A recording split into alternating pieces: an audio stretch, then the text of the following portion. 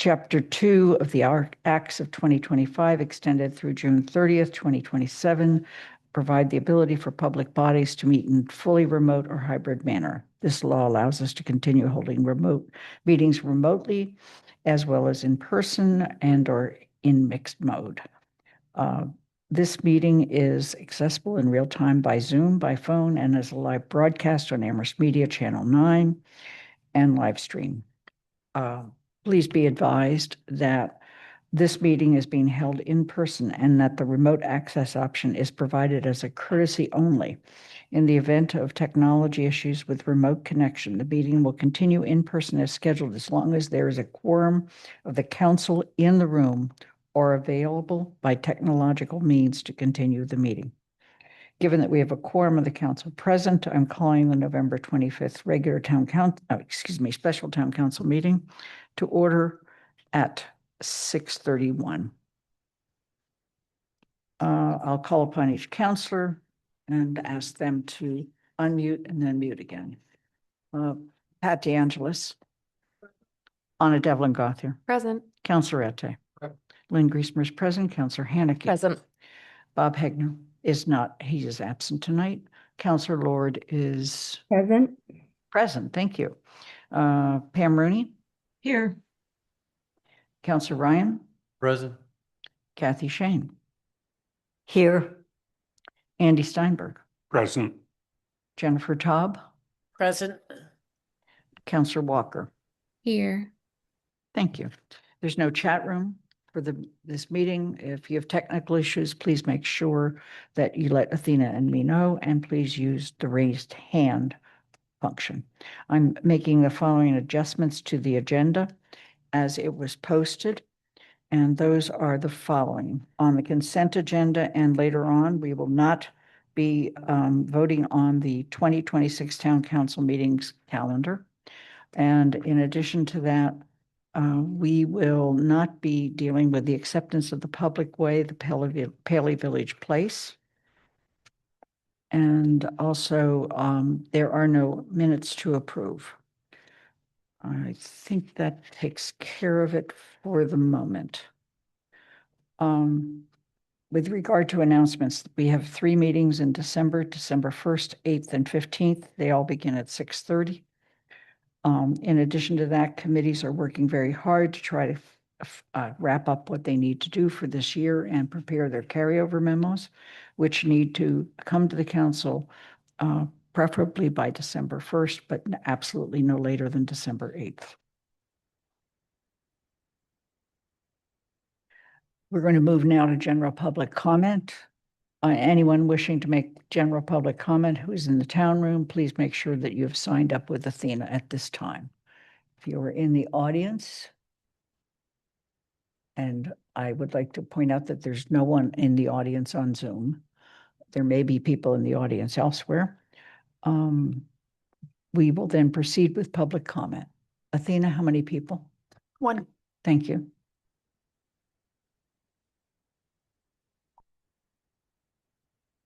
Thank you.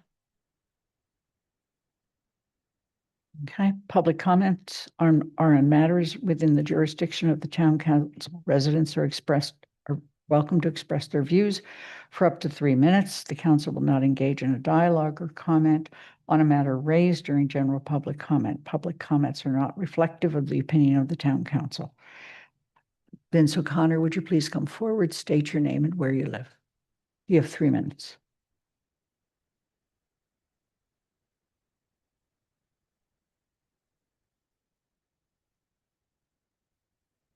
Vincent O'Connor, 175 Summer Street, apartment 12, in District 1. So I'd like to comment about the situation with the recent tragic fire at Fraternity Sorority Park from a tenant's point of view. In 1976, there was a fire at what was then Crown Point, is now Hawkins Meadow. That fire became dangerous because there were no firewalls in the attics of the building that caught fire. The gentleman who was a town meeting member, Ken Mazikowski, noticed the fire and helped the residents evacuate in time, including a woman named Joan Logan, who was then one of the librarians at one of the public elementary schools. After that fire, Mr. Mazikowski pursued the issue of the fact that many of the buildings in Amherst had no attic firewalls. And he went to the legislature, and I understand got into the building code by statute, a requirement that multifamily buildings that were side-by-side construction, the townhouse construction and so forth, have firewalls that separated each unit. And so what we have now, and apparently in the occupied building at Fraternity Sorority Park, we have a number of apartments that were built before Mr. Mazikowski's efforts bore fruit. And they have attics that span 6 to 8 apartment units. And those units are subject to having the same outcome as happened at Crown Point and perhaps at Fraternity Sorority Park, which is that the fire spreads if it starts in the attic. And we've had some lightning strikes in my district at J&J Farms and at the home of a former school committee member, Tom Flitty, and his wife and their daughter. That resulted in a complete loss of many buildings at the farm and the Flitty and Silver's home. So I think it's incumbent upon us now to do a real inventory of the apartment buildings that predated Mr. Mazikowski's efforts, to identify buildings that might be subject to fire spread that is absolutely unnecessary.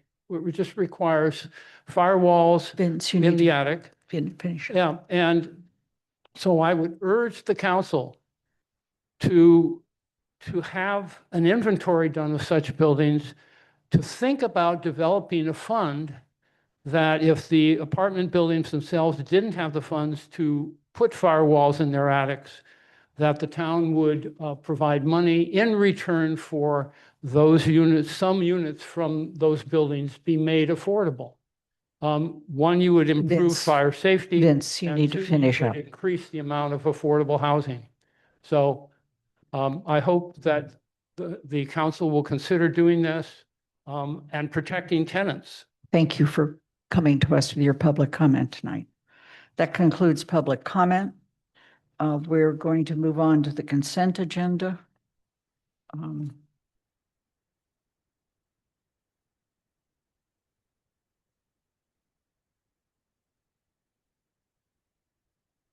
The consent agenda is to move the following items and the printed motions thereunder and approve those items as a single unit. Waiver of Town Council Rules of Procedure Rule 8.6 for agenda item 9A1, and approval of town manager appointment to the Board of License Commissioners. Is there a second? Second, DeAngelis. Thank you. Are there any questions or comments? Moving to a vote. Anna Devlin Gauthier. Aye. Counselor Ette. Aye. William Griesmer's an aye. Counselor Haneke. Aye. Bob Hagner. I'm sorry, absent. Jesus. Counselor Lord. Aye. Pam Rooney. Yes. Counselor Ryan. Aye. Kathy Shane. Yes. Andy Steinberg. Aye. Jennifer Top. Yes. Counselor Walker. Yes. Pat DeAngelis. Aye. Thank you. Next item on our agenda today is to welcome the Human Rights Commission. Ronnie Parker, I believe you are presently the chair of the Human Rights Commission. I know you are presently the chair. And so I'm going to ask you to come forward. Welcome. Hey, And Thank you. I assume you're going to introduce your entire membership. Yeah. So, hello, everyone. I'm Ronnie Parker, Chair of the Human Rights Commission. And I would like to invite the members of the Human Rights Commission to introduce themselves. Okay. Everybody is here. We can maybe pull up chairs. Go ahead, Liz. I do want to note that they have not posted a meeting, so they know they cannot debate. They are here merely to, yeah. Thank you. Good evening, Liz Haygood. This is my sixth and final, and I say final, and I mean final year on the commission. I am past co-chair, and Ronnie and I had been working diligently along with Philip before us to bring together a more cohesive bylaw. Hello, my name is Alex. I'm a sophomore at Amherst College and I just joined the commission in August. I'm currently serving as Ronnie's vice chair. I'm here to support the commission and discuss our bylaws. Thank you. Yeah, speak into the mic, please. All right. I'm Rizwana Khan, and I've been in this commission, HR commission, for the last 2 years. So that's it. Hi, my name is Silas McClung. I use he, him pronouns, and I've been on the commission for this past year. Hi, my name is Jay Pillay, and I've been here for a year. And I just want to mention that Philip Avila is in the back. He is the staff person to this committee. Thank you. Commission. But you're welcome to come forward if you want. You feel like a part of the commission. None of our work would happen without DEI, and specifically without Philip. He's the person designated to assist us, and he does so. I had asked each person to introduce themselves and say a little bit about their work with the Human Rights Commission. And I noticed everyone was reticent, but can we just take a minute and say what you're doing so I don't have to say much more? Okay, I would like to share something incredible that we have accomplished, and that is the webinar.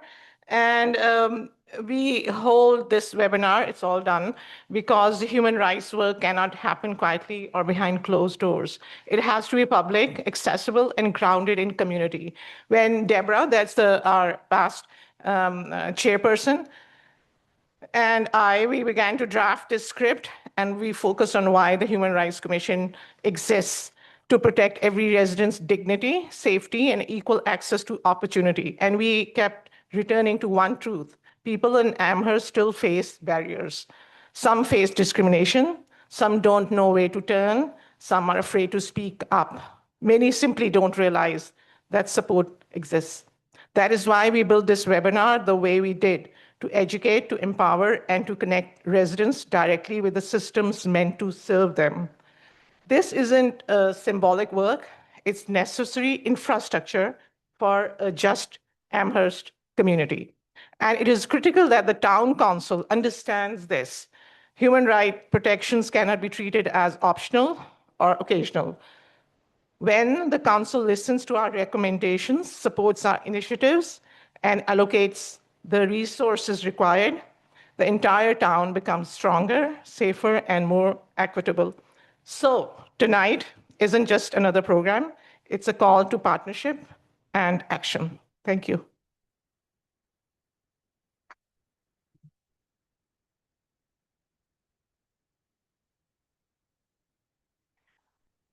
Hi. Okay, over the last year, I have focused mostly on the 5 colleges. Since I have taught in the area, for more than a dozen years, I thought it is important to deal with the safety issues involving our faculty, staff, and students who come in from various parts of the world. And under the current circumstances, I think that there is a sense of fear among them. And I don't think that the town has done enough to address those fears. We can try to speak to I think, some of these, human rights, etc. But when it comes to things such as their safety, how do you stand up for a student who has a legal student visa, but who may be in trouble? Okay, how do you stand up for a faculty member or a staff member in the area who is here legally, perhaps on a green card, And so in my work, I spoke with, let's say, 5 Colleges, Inc. Also shared some of those concerns, and they agree with us that those things need to be addressed. I also spoke with Paul about this similar issues, and I took my findings as well to DEI. So I think somehow the town council needs to perhaps step in to see if there is some kind of a platform that we could develop together with HRC, so that we could speak with at least the 3 schools in the town. I think it's an important step, to build those kinds of bridges. Thank you. I really have to ask the chair to try to keep people on time. Thank you.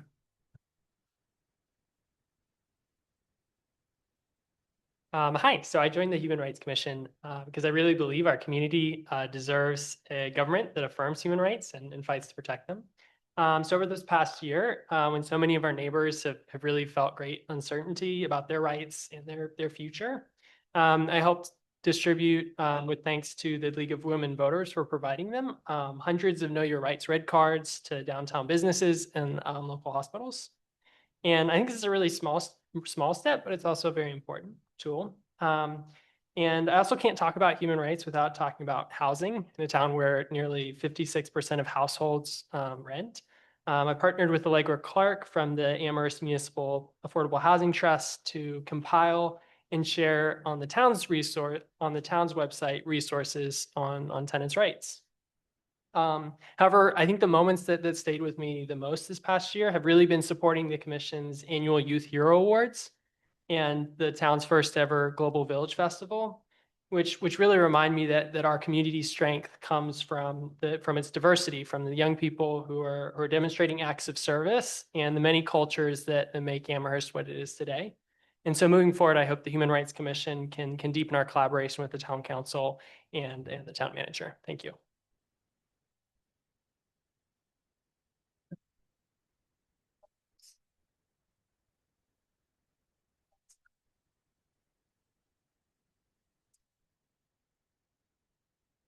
Hello, my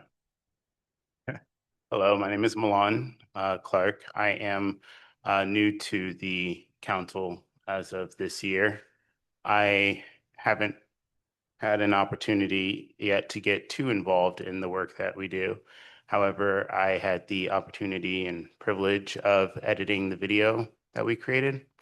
So I got to spend hours at Amherst Media, clipping bits and pieces and adding all kinds of different fascinating little tidbits to our video. But it was a great experience because it is a really nice summary of what human rights means, what can be, how it can be employed to others in the town, and also how actual some of the companies in town too, and some of the businesses can come to the Human Rights Commission as well. So I did actually appreciate very much the messaging of the video, as I got to watch it about 50 times. Thank you.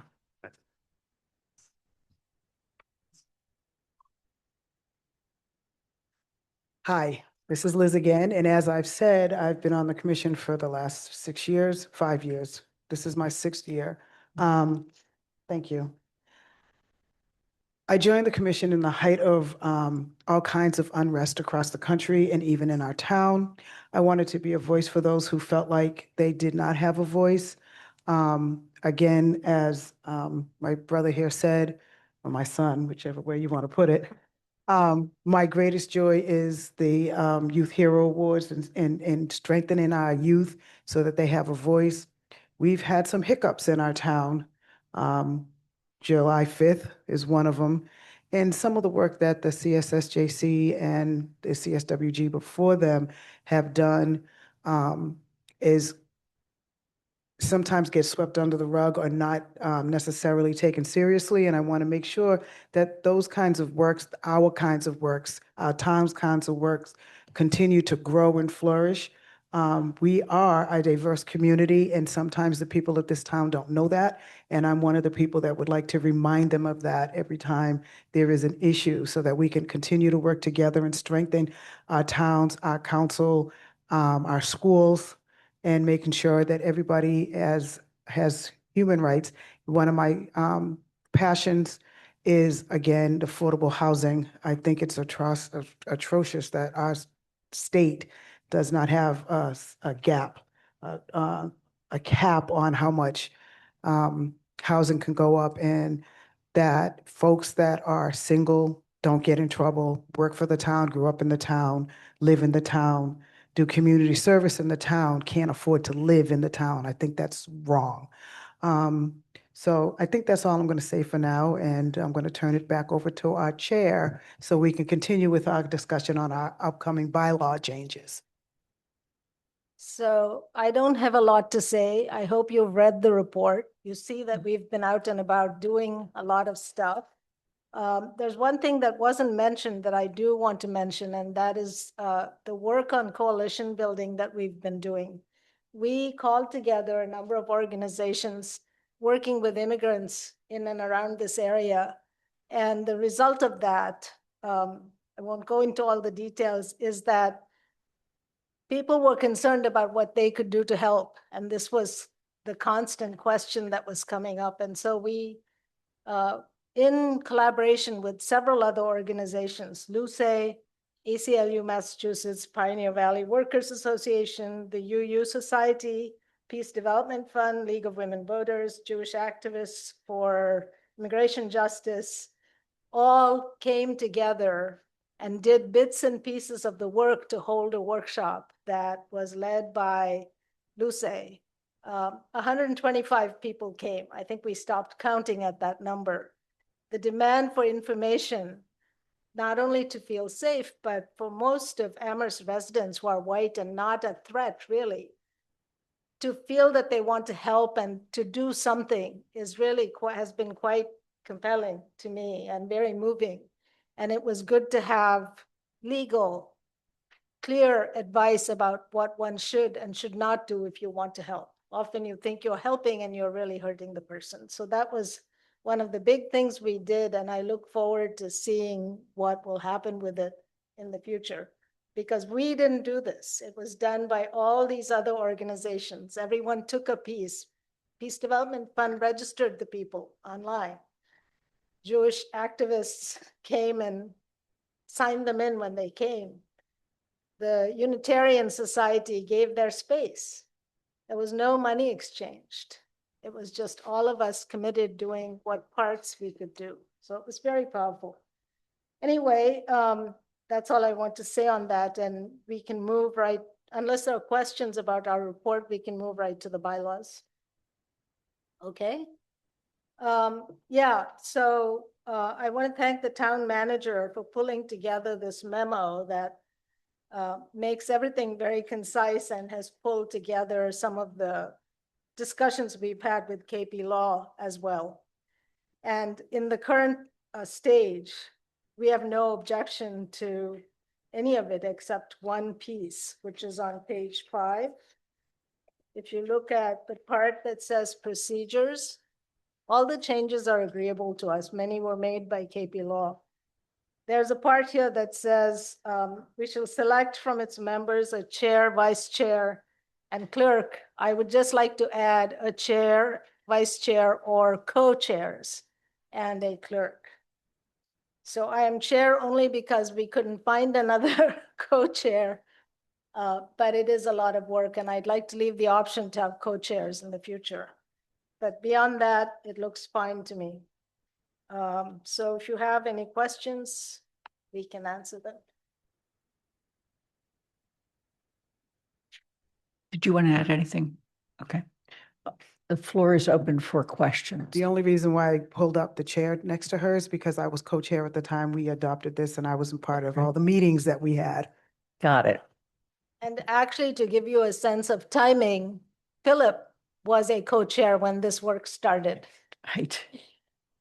Before yes, he was. And then he came back and joined us on staff. All right. Are there questions from the Counselor Haneke. Yeah, thank you for this, and I always am excited to see updates to bylaws because we sometimes think we pass them and then we never revisit them and all. So thank you for revisiting them. I do have a couple of questions related to the update and just I apologize. My ignorance as to why parts of this are in a bylaw instead of just a charge. So I'm going to start with that one, which is when I read this bylaw, both the current one and the one you're proposing, it sounds like much of it is really just a committee charge. What does a committee do? Not really a law as we think of bylaws to be.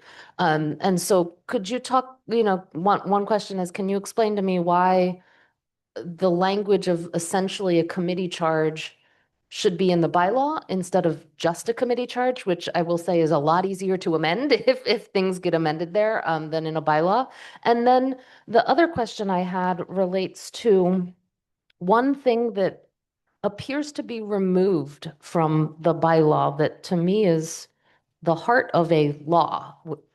As counselors, we're legislators. The current bylaw has section B is what I'm going to refer to. And section B says no person shall be denied any rights guaranteed pursuant to local, commonwealth, or federal law on the basis of, and then it goes on. And I noticed you included that language in the proposed bylaw as part of the mission, I believe, but no, as part of the purpose. But in the current bylaw, that standalone section is really the enforcement sort of what the bylaw is prohibiting. But in the draft, by including it just in the mission and purpose section, it removes that here's what the bylaw is prohibiting section completely. And I don't know whether you realized that or not. And so was that an intention to remove sort of the enforcement of here's what we're prohibiting from the bylaw in this draft? I have to say, with regard to your questions, we had nothing to do with all of that. We're interested in the overall content of the bylaw. But you'll have to really have a conversation with KP Law about why things went from one section to another section. And to be honest, I don't think we know the legal implications of one or the other. And I'll invite, if there's a lawyer in our group.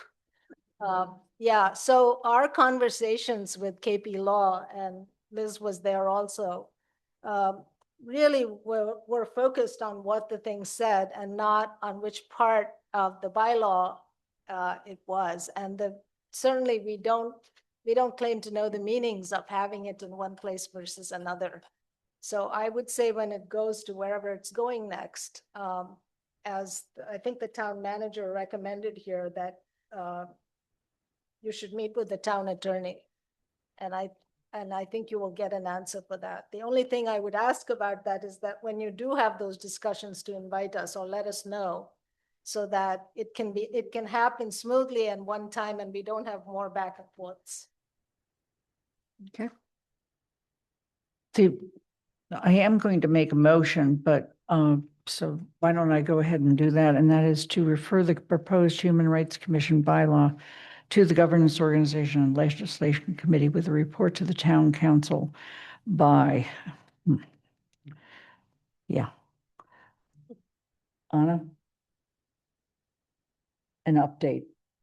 It can be a report and a carryover. The memo. update will likely be in the carryover memo as GOL is slammed until the end of this term. You got it. That has nothing to do with the importance of this bylaw. It's truly just our agendas are getting rocked right now. So it's December 15th that we'll have an update, and it will probably be in a carryover memo. The motion has been made. Is there a second? Ryan, second. Thank you. Are there any other questions or comments? Councilor Haneke, you have your hand up still. Yeah, I actually had a potential change to this referral motion, but now I'm confused as to what we're doing because it was written as a report only by December 15th, which is literally like 2.5 weeks away. Right. Well, Anna, don't get concerned here. Normally our referrals in circumstances like this are report and recommendation. Right. without the recommendation, what are we intending the committee report on? If we're not going to have them make a recommendation with regard to a change in a bylaw. Question number one, and if we add the recommendation in, which I think is logical, we should ask them to report and recommend. We should change the date to like March or April, like to give a reasonable date. Anna, do you want to speak to how you want to amend this? Yeah, I mean, I think one of my questions was why not give that later date and have it be a report and recommendation? Realistically, I don't think that GOL will get to discuss this, and I can tell you that's what my report back will say. So if everyone would like to save me the time of writing that out on a piece of paper and say that this is going to be handled by the next iteration of GOL, and it will be in our carryover memo, it will be in GOL, and GOL will take it up early on in the next term. That would be my personal recommendation, because otherwise it feels. Do you want to suggest a date? How about, oh gosh, I just had the calendar up and now I don't have it up anymore. Hang on one second. So March 15, I mean, the committee will take some time to get organized. We assume this would be at the top of their agenda, but we can't say that for certain. Don't assume that. GOL Don't assume is jammed. No, I'm talking about the next GOL. Will likely still also be jammed. It's I think Yeah. we're getting as much done as we can, but Anna. everybody else Anna. finishing up their year. I'm looking at the calendar. Hang on, please. Yeah. Can we say March report and recommendation by March 23rd? Yes, thank you. So So, I'm sorry, let me just get the motion out and on the table, okay? So the motion, there was a friendly amendment to say, to refer the proposed Human Rights Commission bylaw to the Governance Organization Legislation Committee with a report and recommendations to the town council by March 23rd, 2025. 26. 26, I'm sorry, yes, of course. And the secretary accepts And that. seconder accepts that. Okay, all right, any other comments from the council? Yes, I'm sorry. Brecca, I'm sorry, Councilor Ette. I believe you had something to say previously. So. my question was just clarification about what we're agreeing to. So by March 23rd, we will have a recommendation from the GOL about voting on the bylaws. The council will have the GOL will have forwarded to the council a recommendation as to whether the bylaw they should suggest they should adopt, okay?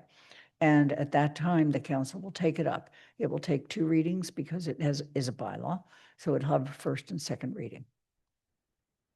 And you would be invited to GOL meetings for conversations That's what it with says. them. But most of the work will take place within GOL and include the town attorney.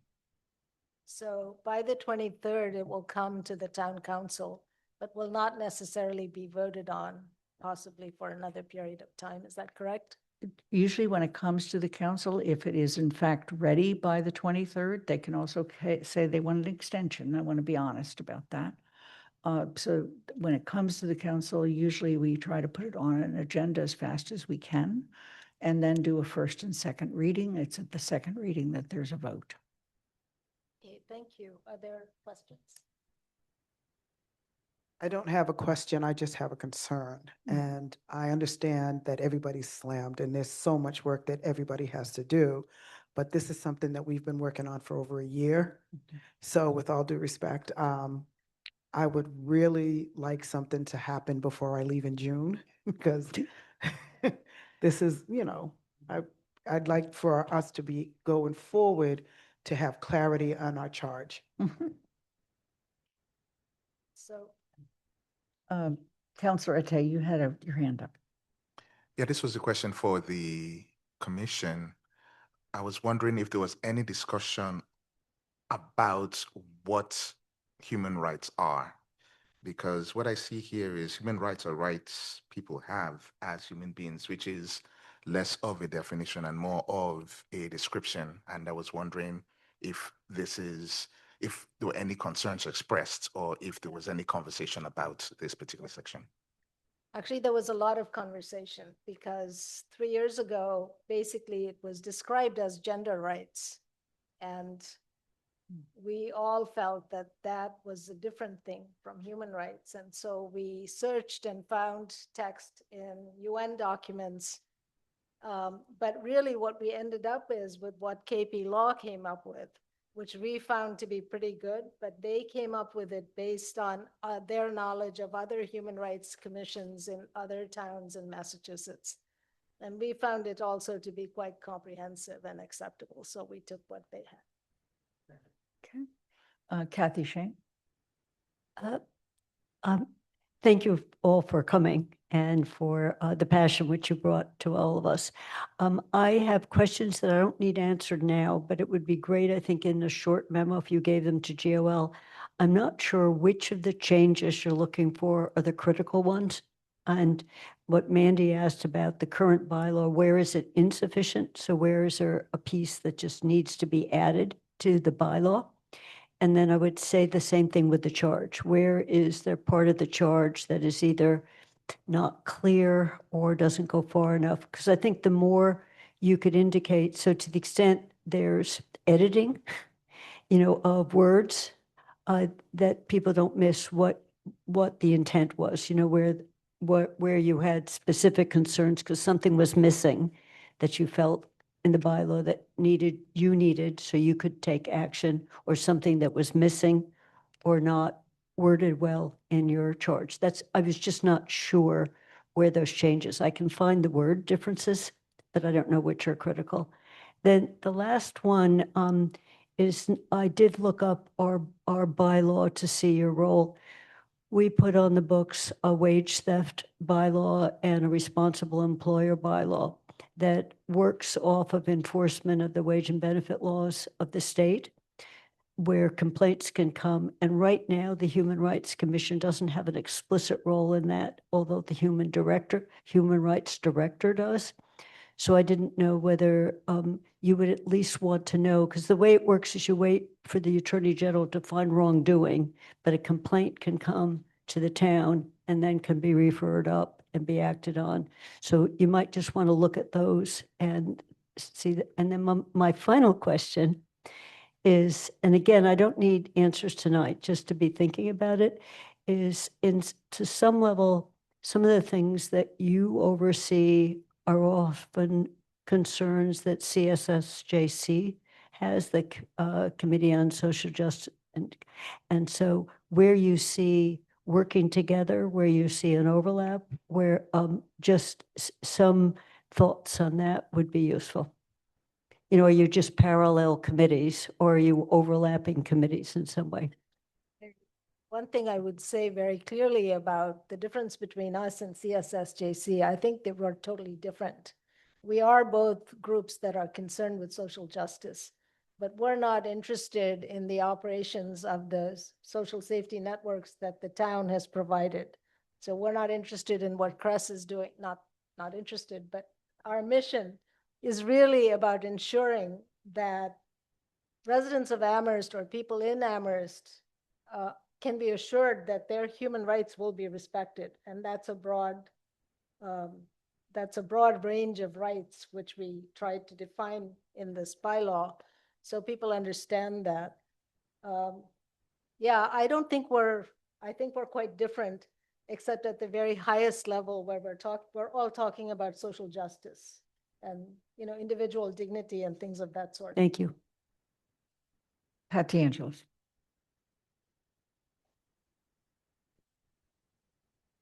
I want to go back to what Mandy said about the charge, and the bylaw, because I think that you've done an enormous amount of really excellent work on what the commission should be, who you are, what you're doing. And so going back to B of the current bylaw, that's where you're saying no person shall be denied rights guaranteed pursuant to local, commonwealth, or federal law. That's the meat of what the bylaw is. And then there is the meat of the committee about how you're going to help us ensure. And so I think that, and that charge or that B is missing in what you've given us. So it becomes, that's why I think Mandy was so focused there about, it becomes an enlarged and important charge for the commission. But it's almost like, what is the charge that GOL has? What is the charge for CSSJC versus this bylaw? What is the meat of what you want to say? And this is simple, but it's strong, I think. So and if KP Law took that out, I really don't understand why.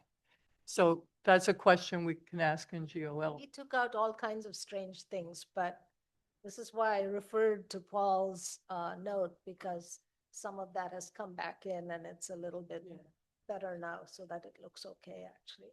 But we went back and forth so much that that's why I'm saying invite us to the discussion so that we can, we can talk through whatever disagreements there are then and there and get it straightened out. I want to thank you for your work. Seriously, thank you. And get the chart, get the bylaw strong. Thank you, Pat. Jennifer? Yes, I also wanted to thank the commission, for all the work. It was excellent, and we appreciate the presentation today. I went on the website to find the video that you were talking about, and I didn't see it there. Is it available on the website? So our video was just completed. Oh, okay. Hey, we just got an email about it about an hour or two ago. So some of us have not even seen the finished product yet, but we put a lot of work into it, and every person around me has been a part of the video. And it's just to let the townsfolk know that we are here. If they have a question, they can find us to ask the question, and we can direct them to where they need to go, which is the meat of the video. Because a lot of people don't know that they can ask questions. They don't know that they can even come to town council or offer a public comment. And we want them to know that we're here to help facilitate any issues that they may have that infringe upon their rights. We will ask Philip to advance us the link to the I video. would say one thing, the video is being held for show, for release, I guess is the word, on December 10th for the Universal Declaration of Human Rights. So Okay. I would welcome you to come to that reading, and afterwards with displays from the middle school students, we will show the video for the first time. Could we just make sure we have the details about that event for the release? Yes, Thank you so much. Do we know where the video will live? it will live in this world of internet. You can. But will it be on the HRC website or? Oh, yeah. Okay. Definitely the HRC website, but we plan to distribute it through the chamber so the businesses could look at it and other organizations. Councilor Ryan, you had your hand up earlier. It was also done by Amherst Media, so it's going to live in the Amherst Media archives as well. Okay, great. So Councilor Ryan, you had your hand up earlier. You have it? Okay. Are there any other questions from the council?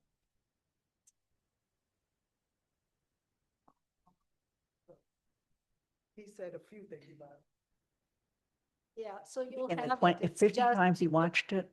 It took a whole year to do, and I haven't seen it yet. It did come into our emails. Great. Well, we look forward to your event. We thank you for being here. We thank you for the work that you do, and enjoy your, yes. Sorry, I just in closing wanted to say how important this work is now. It's not just because we're doing it, but because we're in a particular political climate where a lot of our constituents are very, very afraid. And I think that we have a very big obligation, despite all the other important things that happen, to ensure that people who live here feel safe and have the means to find the resources that the state and others have made available to us and to them, and to feel sort of cared for and not isolated and alone. And there's a lot of that people are afraid. And I believe that it's a big role of leadership, and that's you all, to really assure people that Amherst is with them. I don't know how all you do it, but it needs to happen in multiple ways, in multiple contexts, and I hope you'll do that. And thank you for your commitment. I just wanted to add that I'm sure all of you all know, and don't know how many other people out in the towns know, that we don't get anything from being on this committee. We're doing this because we care, we love, we respect.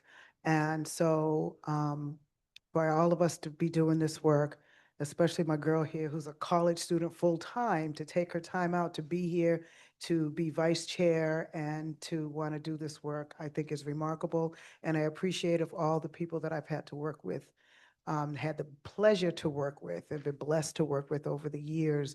And even when we have our differences on approach, we still have all the same goal. Thank you. Thank you very much for being here. We have to vote. I'm sorry? Oh, We we still need to have to vote. I'm sorry, you can stay for the vote. This is a referral. Thank you. All right, Counselor Ette, we're moving to the vote. The vote's to refer. Aye.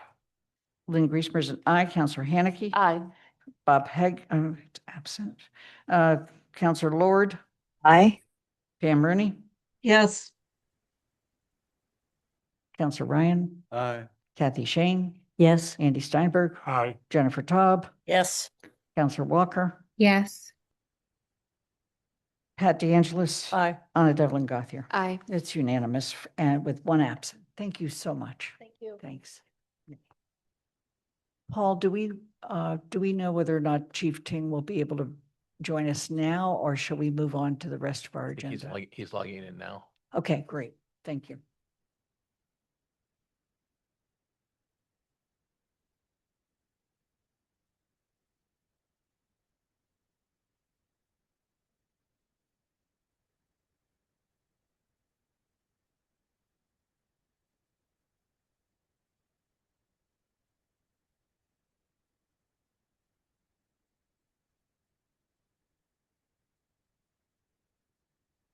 So this is technically a second reading of the public urination and defecation bylaw.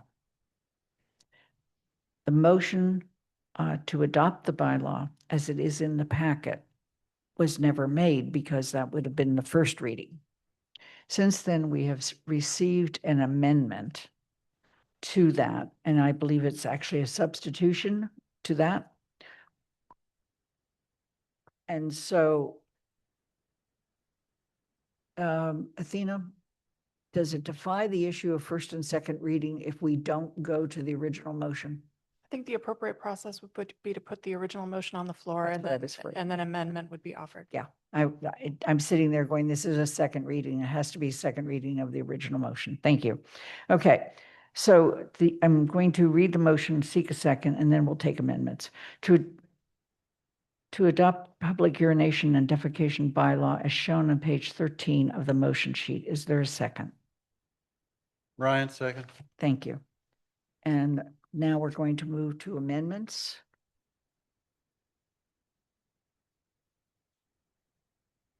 And I believe, Athena, you have the amendment and it was in the packet. You might want to show it on the screen. Thank you.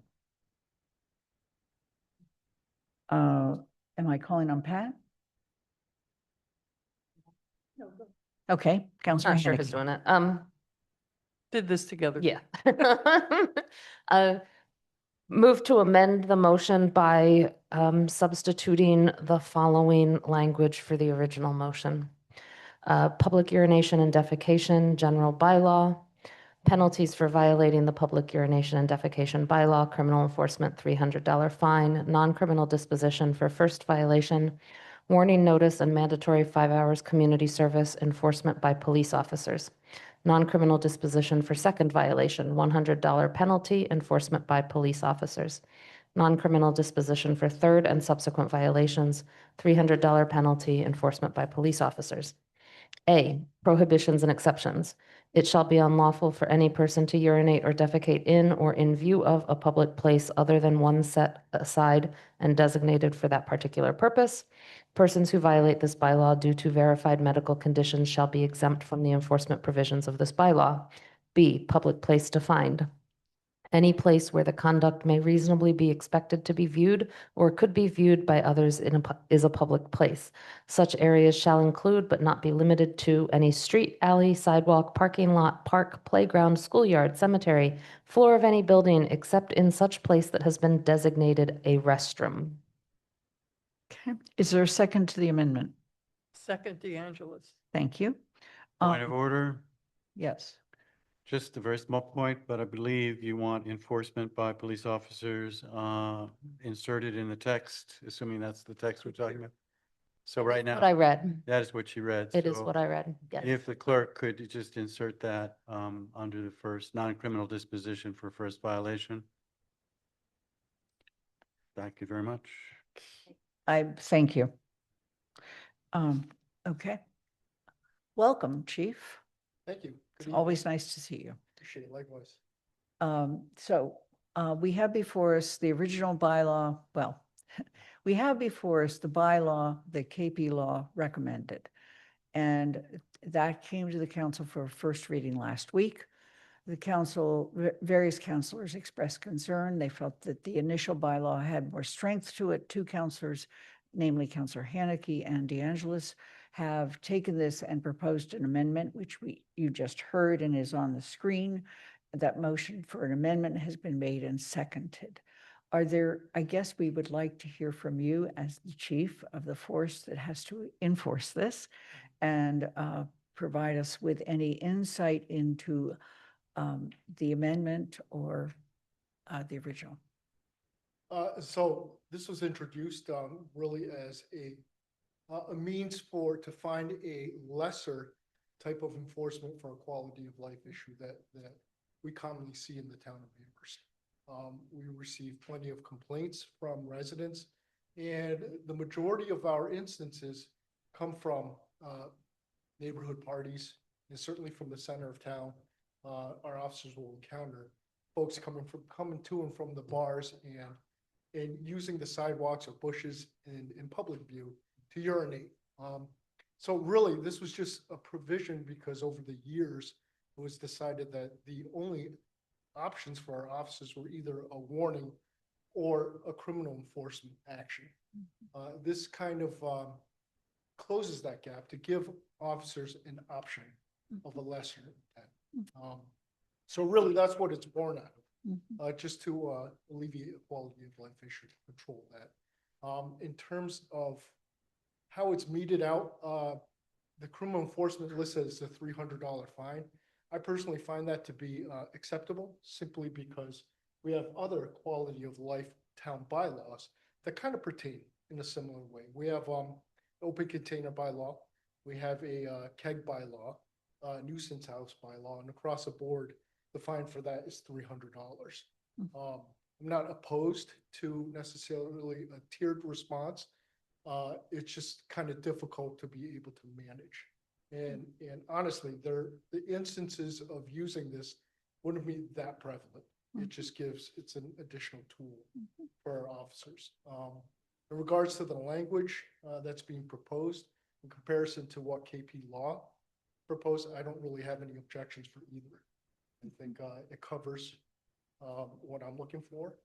And yeah, I'm fine with it. Okay, so I want to go to Councilor Haneke and then also to Pat DeAngelis as the sponsors for this amendment. But I also want to recognize, I believe Councilor Haneke, you were the person that first brought the bylaw to us a while back. Okay, and so why don't we start with you and then Councilor DeAngelis. So I'll cede most of it to Councilor DeAngelis, but I just want to say the body A and B should match what TSO sent to KP Law before KP Law came back.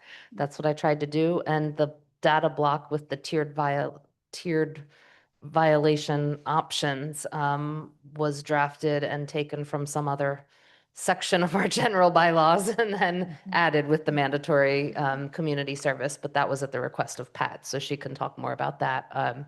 personally, I like this language better. It, I think, closer matches what I was going for in my original proposal than what KP Law suggested. Pat? Yeah, I just want to say that both Counselor Lord and myself had trouble with the broad, very open bylaw wording, and then the idea that it was $300 no matter what. It only costs $250 to shoot a gun in the center of town. You might want to think about that. But anyway, all joking aside, I know that the intent of this was actually to protect some of these students who are peeing publicly, because we don't want them to have a criminal record for lascivious or lewd behavior or something like that could really mark them for their lifetime. So I support some bylaw, but the idea that $300 is not something that every student, particularly every homeless person, has at the ready to keep themselves from getting a criminal record. Because if they're charged criminally because they didn't pay the fine, yeah, then they're marked. And so it does mean that there's a little extra work here for the police department. But maybe we can figure out what the channels would be. If I pee in the bush and I get caught, and I haven't done it before, or been caught before, then I could do community service. And for me, it feels like I want to see the people who are doing this really cleaning something up and doing something to restore what they kind of messed. And there are vehicles for that. So for example, certainly there's an appeal process. And nevertheless, we also have C4RJ. And what that is it's a type of reformative action that we have where we can take a look at each case and make a decision. Hey, does this really warrant what the fine is? This is, what is the exact situation with the party that's involved? So there are avenues certainly to expunge that or to eliminate that fee. And certainly our officers, as you know, they have a latitude of discretion. And certainly with the unhoused population, they would recognize that they probably can't pay that fine.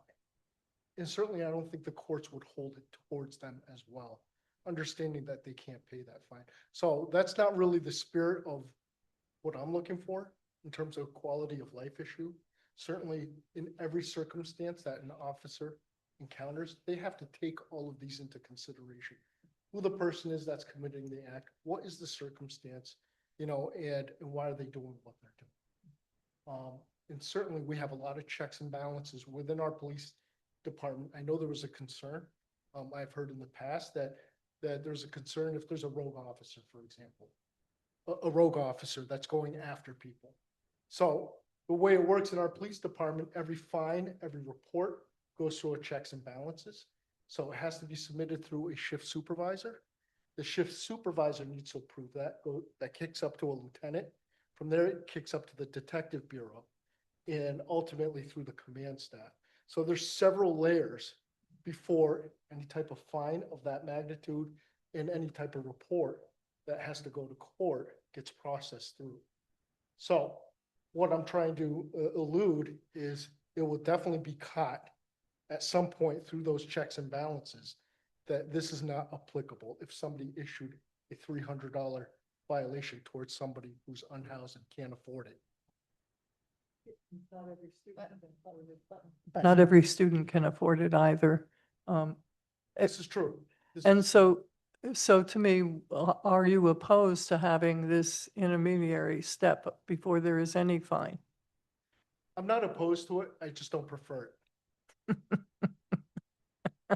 Okay. Honest soul. That's a politically good answer. Kathy Shane, Pat, was there anything else? How about you, Mandy Jo? Anything else? Okay. Kathy Shane, you have your hand up? I'm going to ask a question that reflects my ignorance of our bylaws. We seem to always have criminal enforcement, and I don't know why. Why can't we just have non-criminal disposition? Is there something that says we always have to have criminal? That's a question. Because I don't think this rises, in my mind, to criminal. and I agree with Pat about shooting a gun and a few of the other things. I'm not sure 300's the right number. I don't know what the right number is. And I guess you can't do a fine under being a public nuisance. I looked under our public nuisance and it doesn't say urinate and defecate, where public nuisance has a set of steps. I do like the step up. I don't see why the first violation has 5 hours of community service. Again, I think to the extent we put something on the books, we should have some intent to enforce it. And it feels like a lot of work to have someone that you pick up at 3 a.m. for whatever they're doing on a sidewalk, figure out what that community service is. I guess it could be clean the sidewalk the next day, wash the sidewalk. So I have, the first question is, do we have to have criminal enforcement at all? Can we just do non-criminal? And the second is 300 the right, and then this community service. Okay. Point of clarification, are you suggesting that in the title where it says criminal enforcement, it would say non-criminal enforcement? Exactly. I'm sorry, Mandy. Her suggestion would be to delete the entire first line. I would just delete it. Right. I would delete it unless we have to make it clear that there isn't, Lynn's wording would make it clear that we had the option of that. So I don't know whether we have to have it. Is there any objection to that from the sponsors? I think we need to hear from the Okay. chief. Here, and then give us some time, Lynn. Yeah. So if I could just kind of provide some information. So this type of offense is already on the books in state law. So it's already a criminal offense. Okay. So it would fall under a charge of disorderly conduct, which is a criminal offense. This meaning what we're writing a bylaw for is already a criminal offense? It is. It is. So if somebody is urinating in public, there's different levels. So there's lewd and lascivious behavior, and that's a different statute. That's one of a sexual nature. But if it was somebody who was just purely urinating in public, that would fall under the disorderly conduct statute. And so that is an arrestable offense. It is a criminal offense. And as of now, that's the tool that we have to use for that particular offense. Does that come with a fine, or is that just No, you cite right now, them? there's no fine. Okay. It's just criminal. And to answer the question in regards to mandatory 5 hours community, I don't think we can impose that. I don't think we have the authority to force somebody to 5 hours of mandatory community service. Community service is usually imposed from a judge through the courts.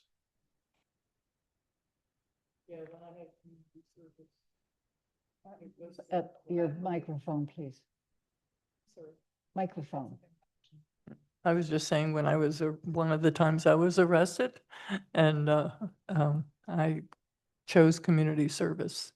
And So so, that would yeah, have been court ordered from a judge. right, right, So we wouldn't have that authority right. to be able to impose that or to enforce it.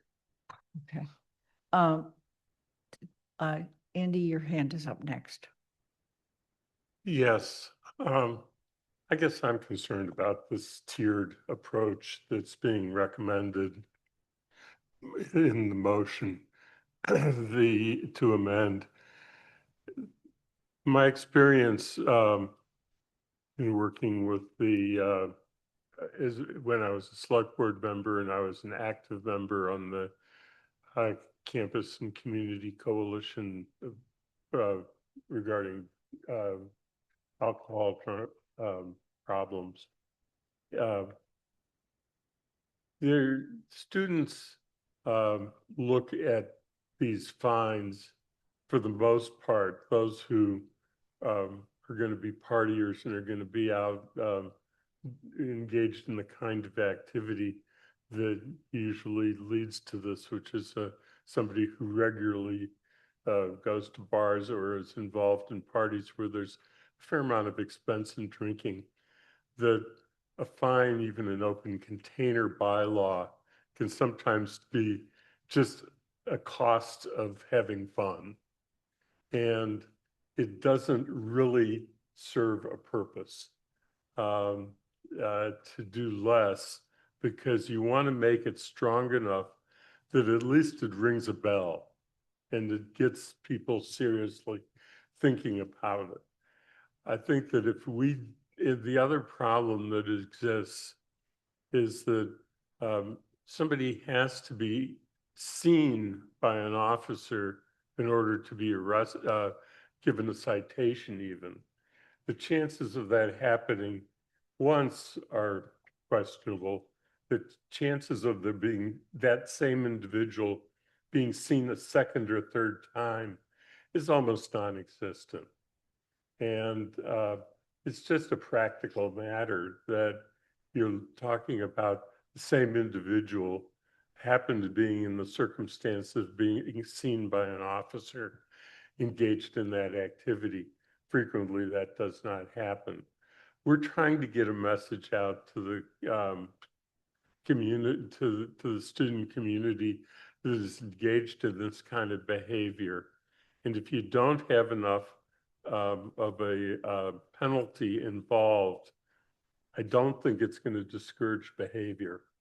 So I think that what you're doing, if you vote for the amendment as it's stated with the tiered approach, is to essentially make this a meaningless action, because it's not something that's ever going to get to the point of being enforced with the level of sting for the people who are engaged in this behavior to actually have a hope of changing that behavior.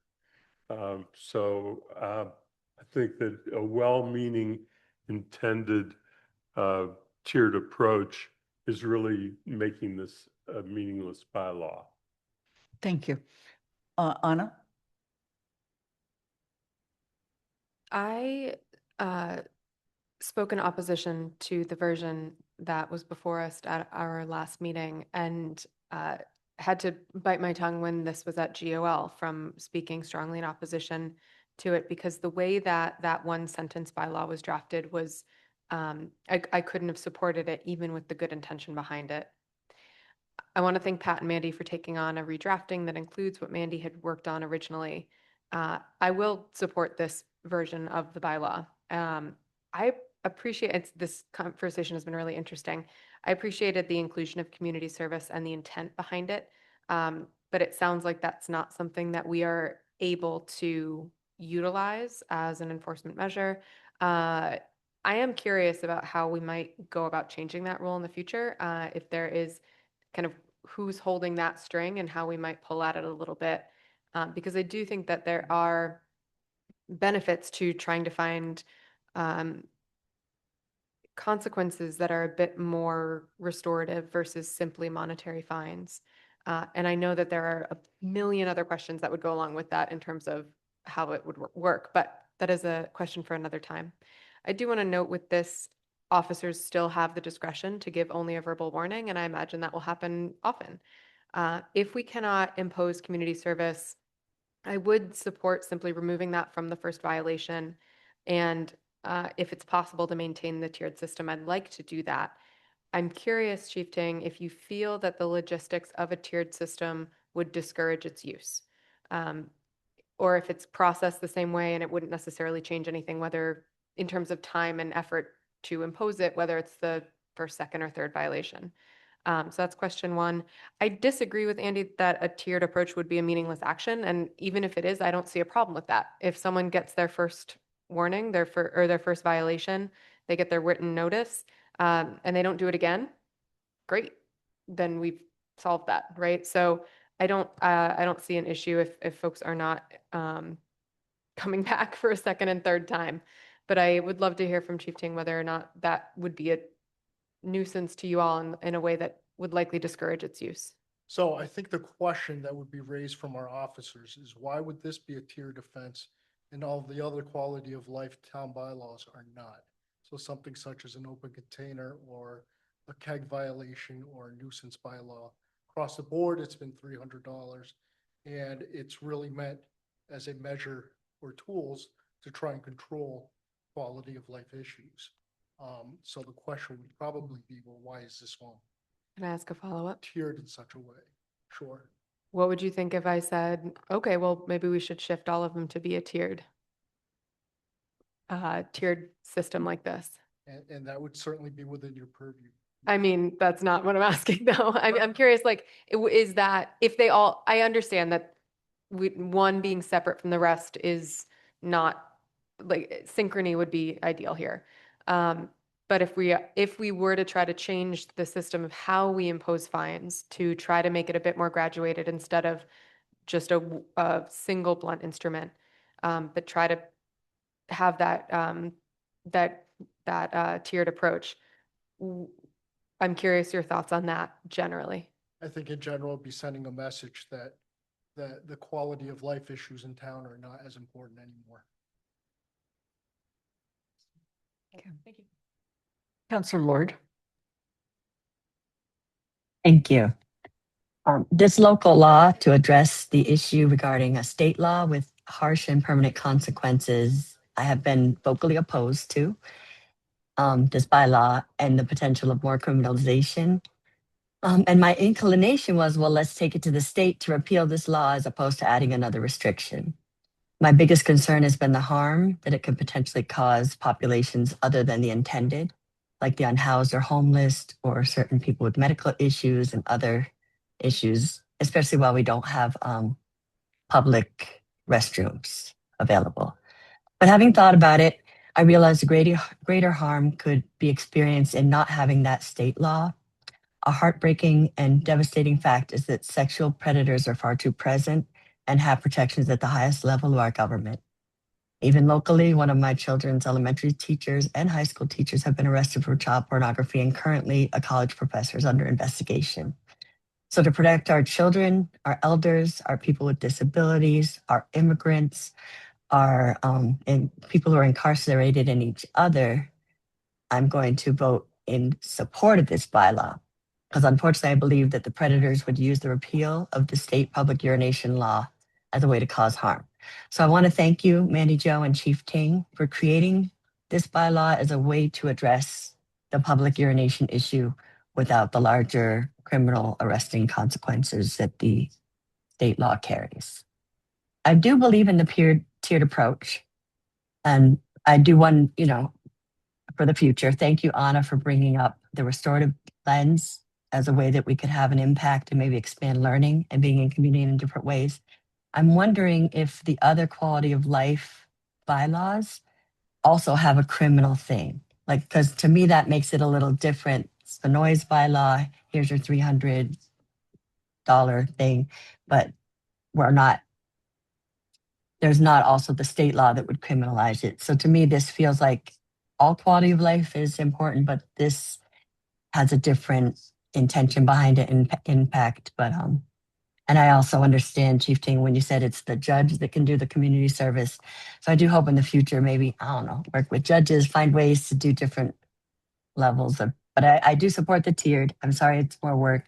I know it seems like it might be counterintuitive, but and it's not about the college students in my mind, the tiering, even though it is, but it's about anybody who can't afford to pay the 300. And I think I hear that you're saying you would take that to the court and deal with the judge. So thank you. Chief Ting. If I could say, certainly, we definitely believe in restorative justice. Again, we are partners with the C4RJ program. And that's exactly what it's designed for circumstances where folks may not be able to adhere to whatever the consequences are for whatever laws. To kind of answer your question in terms of nuisance type of bylaws that we have, an open container is also a criminal offense. That is an arrestable offense. The keg bylaw is not, the nuisance violation is not, but certainly open containers are. And noise complaints are also arrestable. And those are also state law charges as well. Thank you. You're welcome. I'm sorry, Councillor Ryan. So I really want to echo Councillor Steinberg's comment. I think at this point I can't support this because it does seem like it's a complete waste of time. I understand the concerns, but having a tiered system doesn't really seem to have any impact So what's the point of this? It's a quality of life issue. It's been described quite clearly what the problem is. And this is not going to address it. So if we're going to keep the language as it is with this tiered system where the first violation is a warning notice, I don't think most officers probably won't even bother. They'll just, I mean, they already do that. They probably just give a warning. So, and the idea that somehow you're going to have a second or third offense, I mean, again, as Councilor Steinberg pointed out, the odds of that are beyond astronomical. So the point is the quality of life issue, it's supposed to sting, right? This is inappropriate behavior. And it's not, it's like you're speeding and you say, well, can you make it $50 instead of $300? I can't afford it. Well, don't speed. So there's a point to the fine. 300 is not a magical number. It could be 150, 200. But at the moment, the way it's written, I can't support it. On a totally different note, and a totally different reason not to support this is there's no public restroom downtown. Now, we hope that's going to change in the next few months, but that could be a year from now. Who knows? We're in the hands of the state plumbing board. And so right now, another reason to vote against this is that there's no place for anybody to go, So they should pee in the alley. whatever. So anyway. Thank you. Councillor Haneke.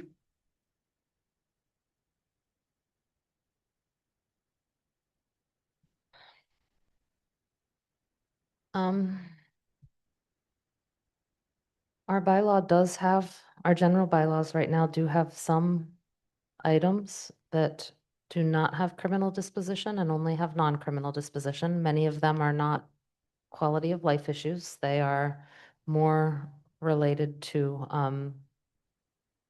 enforcement by other areas than police departments, I would say. I wasn't quick enough to make that full list, but our bylaw also has many tiered non-criminal and sometimes tiered criminal disposition sections.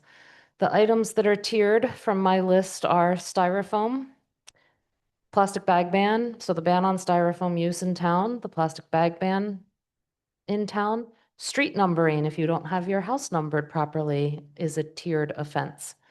False alarms is criminal tiered offense for doing false fire alarms going off regularly. We start with a warning. That actually tiers up to, I think it was 7 or 8 offenses in a year before you get to the maximum fine. Our wage and tip theft bylaw is tiered and starts with a warning if an employer has violated not paying someone. We don't start with a fine, we start with a warning, yet this council didn't think it was useless to pass that bylaw.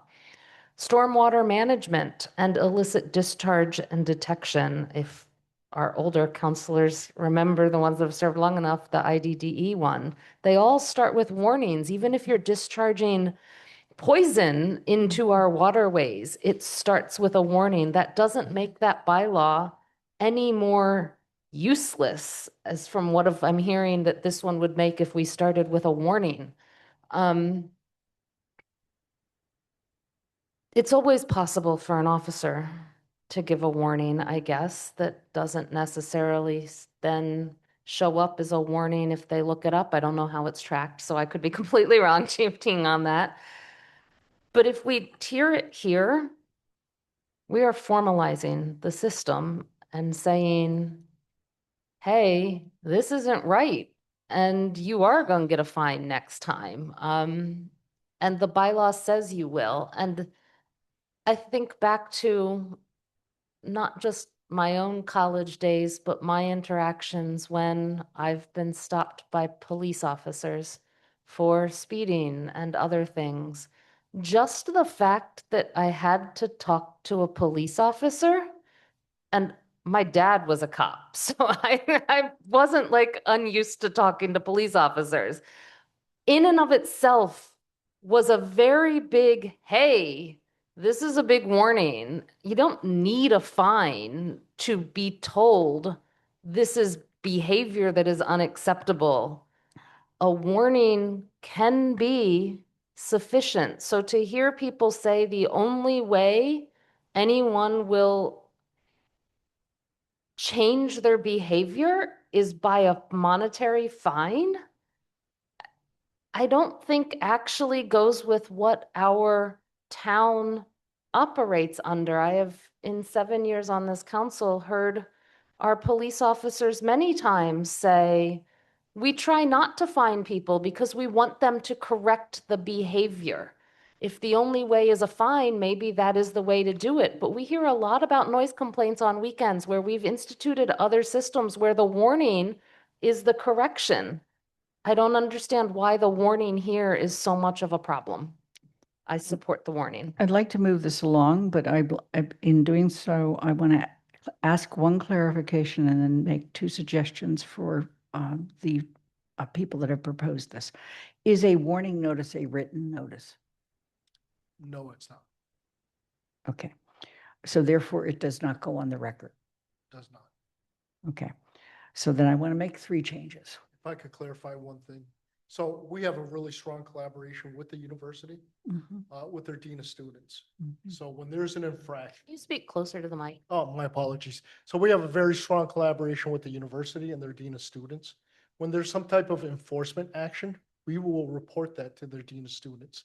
And therefore, the students will also have sanctions with the university.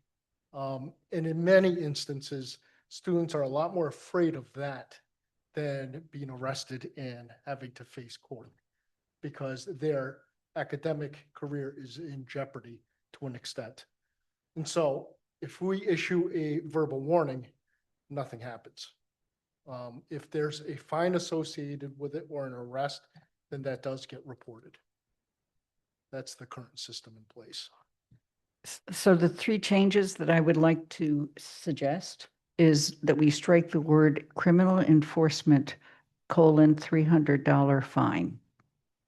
The second is to add the words written warning and strike the words notice and mandatory 5-hour community service. It's a combination of 3. It's a written warning. So you're making a motion? I can do it as a motion to amend the amendment, or I can ask for a friendly amendment.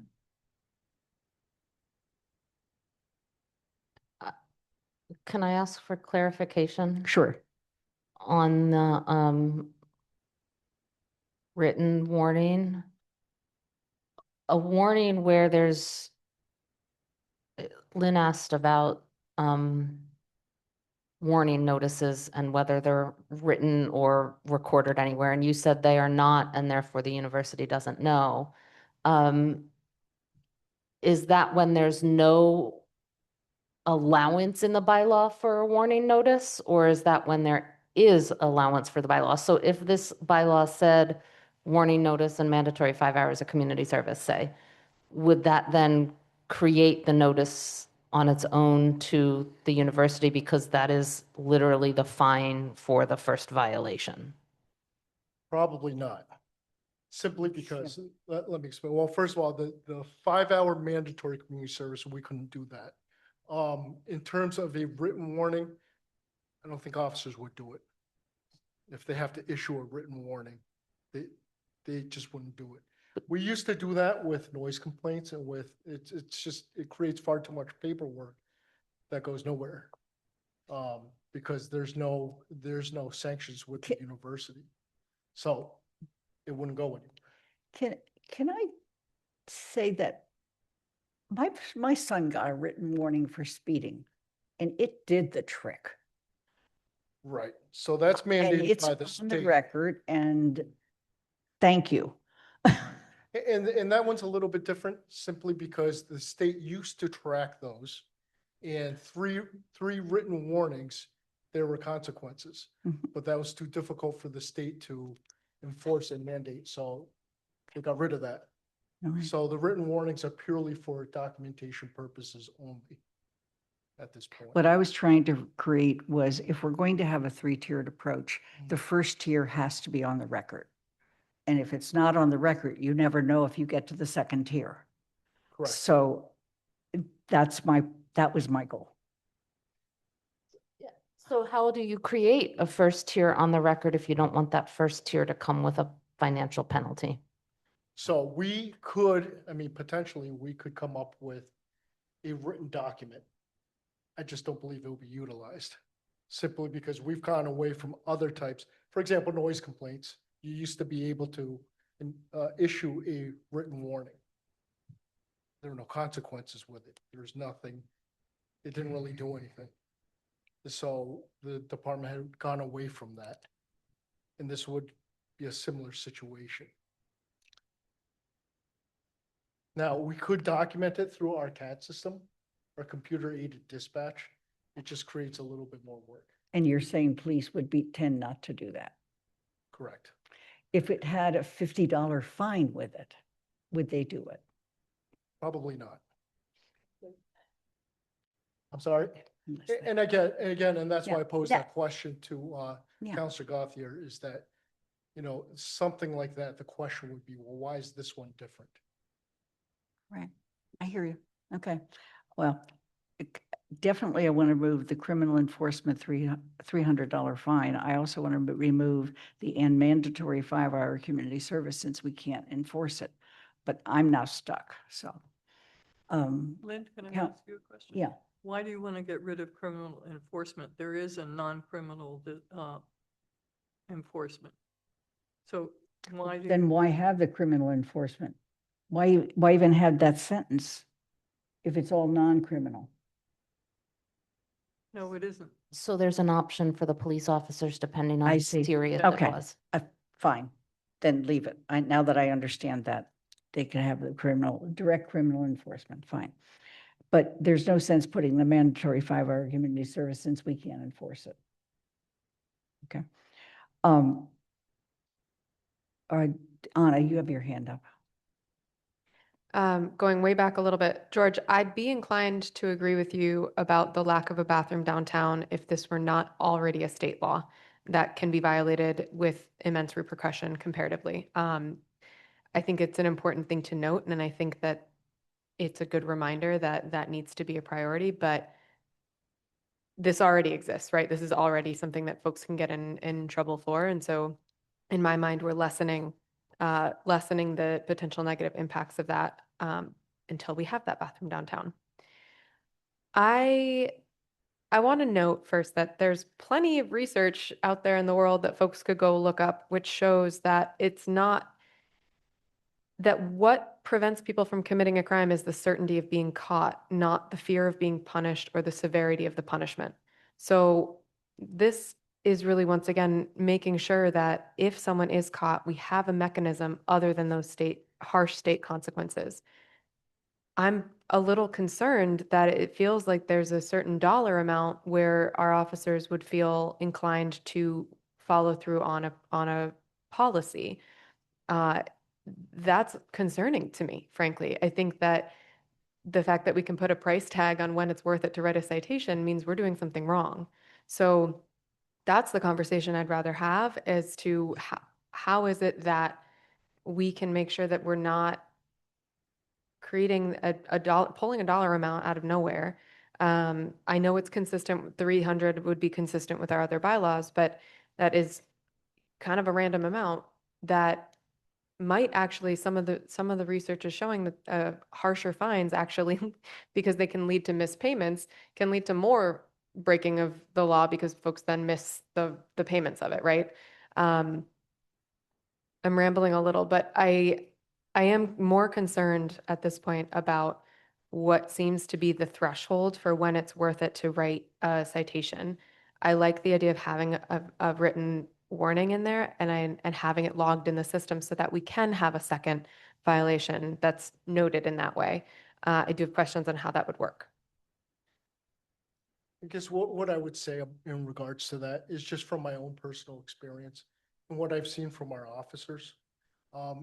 In general, our officers like to understand the cause and the reason behind a law and where they would impose some type of consequence.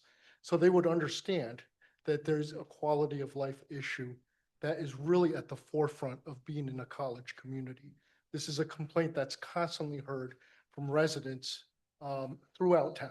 So even if there was a bathroom that was located at Kendrick Place, that doesn't mean that there's something on Belchertown Road. Right. This is something that's town-wide. And the fine, for example, for an open container used to be $50. And at some point, I wasn't privy to all of those changes. And it jumped from $50 directly to $300. And I recall as a young officer thinking, holy cow, that is a huge increase, from $50 to $300. And when we started to enforce that, initially, it was a sticker shock to those that we were enforcing it to. Nowadays, they don't care, in essence. They take the fine and they find a way to pay it. Now, I'm talking about open containers. So I think that they've adjusted to the particular cost. And to be honest with you, inflation these days, it's kind of applicable anyways. But nevertheless, I've seen a certain segment of community, they get used to it. They get conditioned to it. And this is kind of the purpose. If they know that this is out there, that word will spread. When we start enforcing open containers within the first 2 weeks, for example, when school starts, after that 2 weeks of that enforcement, it disappears because word spreads. Hey, you can't have an open container around here. And that's the intent of this. So word can spread and to try and control that. Okay. Andy Steinberg. Maybe you're kind of getting at the questions I was going to ask, which is what is the minimum amount to make an effective statute or effective bylaw? And, it still seems to me that, well, $300 seems like a lot. It's just, just knowing students and how much they spend $300 on various things. Yeah, I recognize that there's some students that $300 is a lot of money, but I suspect that those are the students who are not engaging in this behavior because they're just privileged to be in school and getting their education, and that's why they're here. So the students who are most likely to be involved with people who are, I would call the heavy partiers. And I think that what you're trying to do is get a message across to them, and you have to make it serious enough of a fine in order to have that happen. And also get into I respect the chief's point that why will the police officers feel that it is a serious offense if it doesn't have a significant penalty to it to be equivalent to things like the open container bylaw, which apparently has been a very effective deterrent and is probably seen much more often by an officer. Just somebody coming down the street holding an open container is probably much more frequently seen than somebody actually late at night urinating in somebody's backyard or Kendrick Park or wherever it might be. Thank you. Councilor Haneke.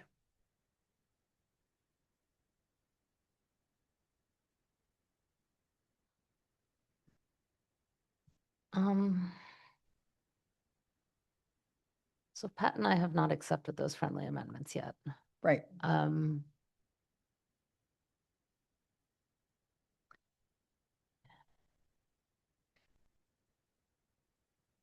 think I want to make a motion to amend the motion to amend. And I'm going to say why I want to do it that way. Because I think the council needs clarity on how many counselors support one version or the other. That's fine. And the only way we can do that is through a motion to amend, the motion to amend. And if I'm correct, Robert's rules allows exactly one motion to amend on a motion to It does. amend. So I think I can do it this way. So I can't speak for Pat, but I'm going to say no to accepting. Well, no, I'm going to start with a yes to it. I don't know. Are you okay either way with that up there? So my motion to amend is going to be an amendment to delete everything from the first non-criminal disposition, colon. This is the easiest way to do it, Athena. So starting at the phrase for the first violation, start deleting from that phrase. Nope, include the phrase for the first violation and delete all the way up to violations right before $300 penalty, such that if the motion to amend the amendment passes, it would literally read that. To clarify, do we want a tiered system or not? Okay. So the Is the motion to amend the amendment that I'm motion's making? been made to amend the amendment. Is there a second? Ryan, second. Okay. So let's move to did you want to say anything further on this one, Councillor Haneke? I don't even know whether I'm going to vote for it or not, but I guess I would like to, before we vote on this, in some sense, hear from the chief in any of these. You know, this is illuminating to me for not just this bylaw, but all the other ones. How many bylaws are we not enforcing because your officers aren't willing to write a ticket for less than $300?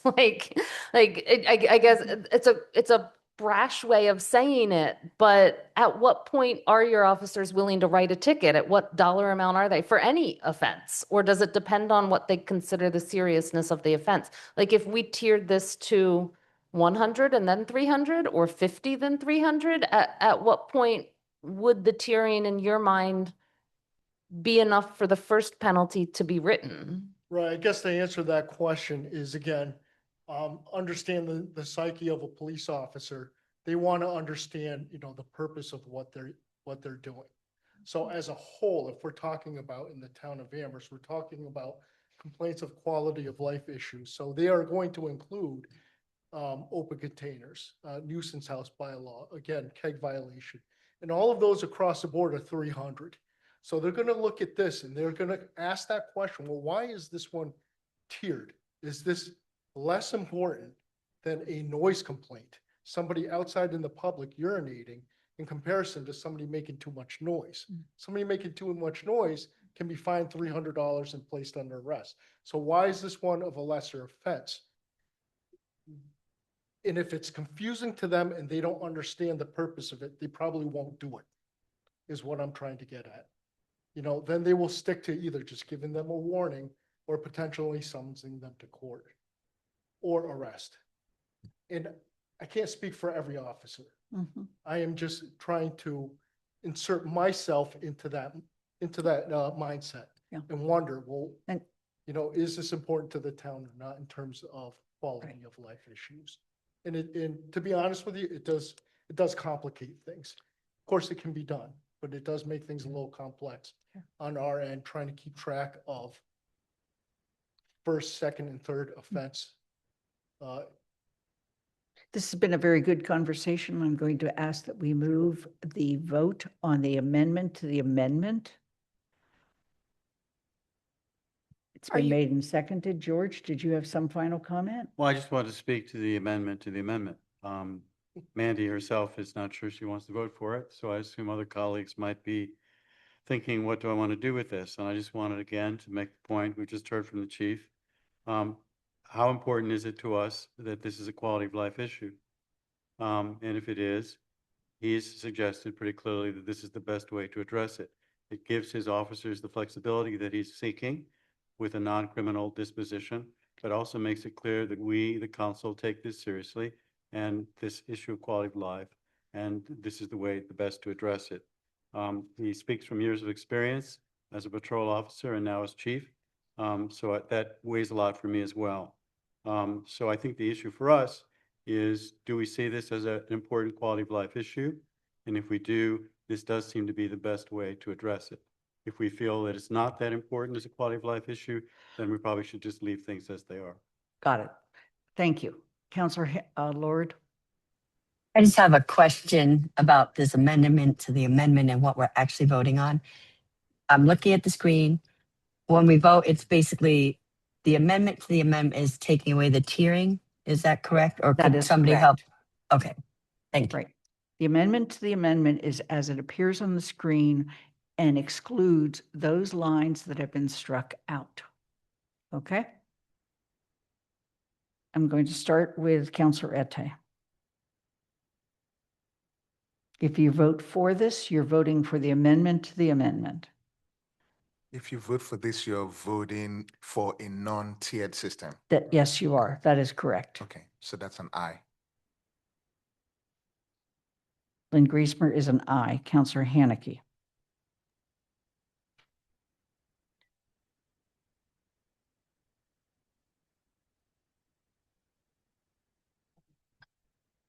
I think I'm an aye reluctantly. Councillor Lord. Nay. Pam Rooney. Yes. Councillor Ryan. Aye. Kathy Shane. No. Andy Steinberg. Aye. Jennifer Taub. Yes. Councillor Walker.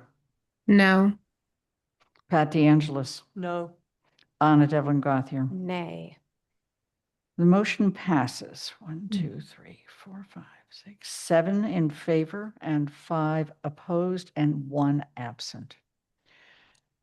And that means we really don't return to the next motion. Yes?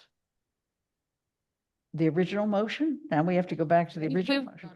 We're Now now, we- on the- now we're no, voting on the the fo- motion okay, to that's amend right. We the were just- substitute. Now we are voting on what is on the screen. Okay? We have removed things. There is no longer a tiered system. Thank you for that clarification. We are voting on the original motion. Okay? The original amendment. motion The to original substitute. amendment, the vote to amend. Okay? I'm going to begin with Lynn Griesmer as an aye. Councillor Haneke. Aye. Councillor Lord. Aye. Pam Rooney. Yes. Councillor Ryan. Aye. Kathy Shane. Excuse me, but am I voting for what I see on the screen? Yes. No.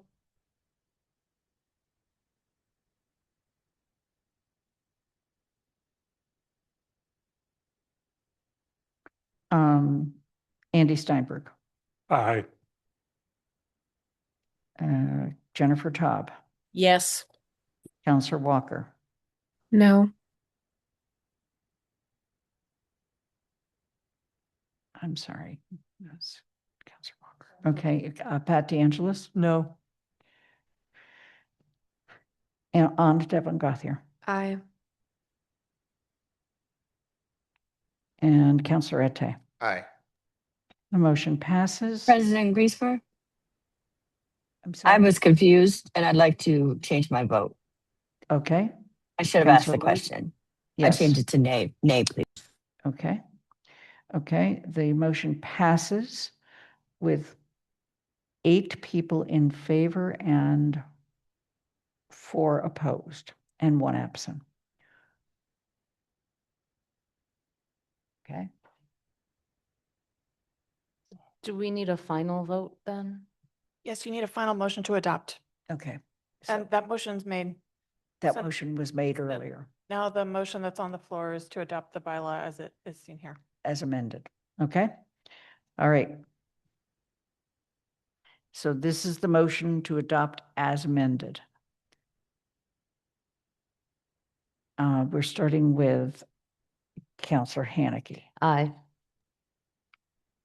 Councillor Lord. Aye. Okay. Pam Rooney. Yes. Councillor Ryan. Aye. Kathy Shane. No. Andy Steinberg, Aye. Jennifer Taub, Yes. Counselor Walker, Yes. Pat DeAngelis, No. Anna Devlin Gauthier, Aye.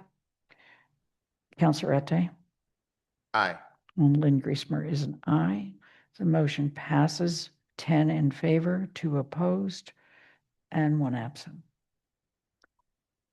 Thank you. This has been a very educational discussion for all of us. Thank you for the invitation. We- I appreciate it. You may be hearing from, Thank you. Anytime, my pleasure. Thank you. thank you so much for taking the time to be with us in person as well. We're going to take a break. We're going to reconvene at 8:25.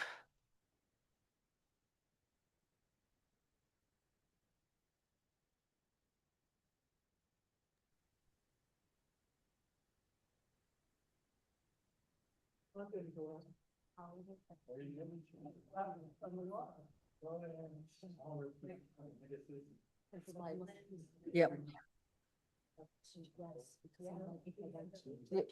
We're doing this transportation and parking and the control of public ways. We're doing the amendments and then that's it.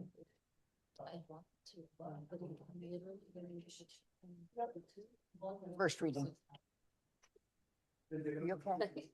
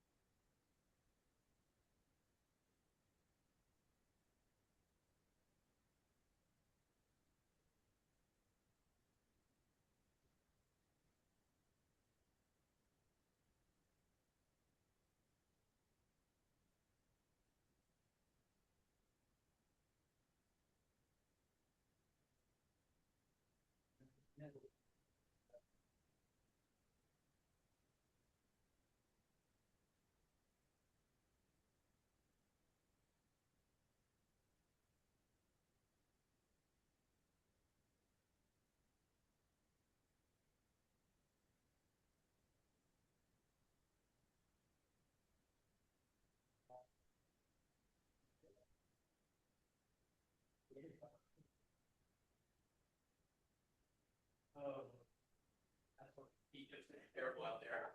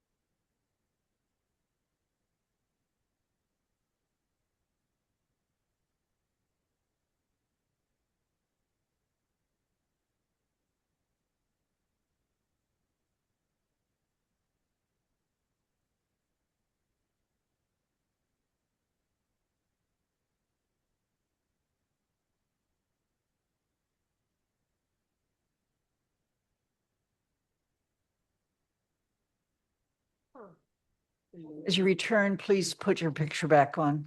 Thank you.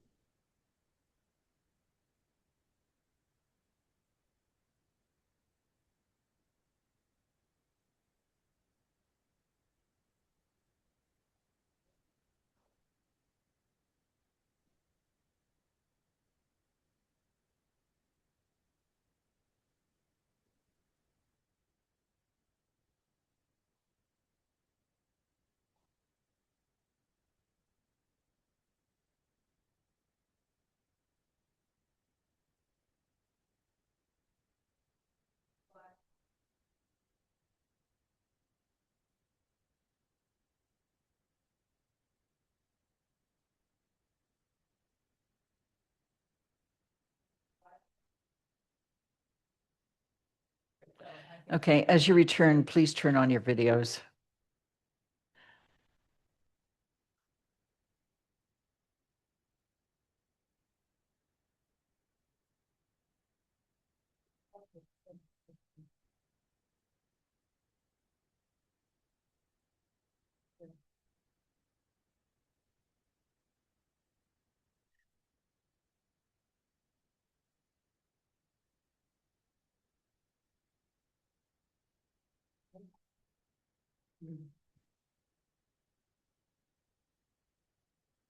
All right. Tonight, we are taking up the long-awaited Transportation and Parking Commission committee charge and subsequently changes that would have to be made to the town policy regarding the control and regulation of the public way.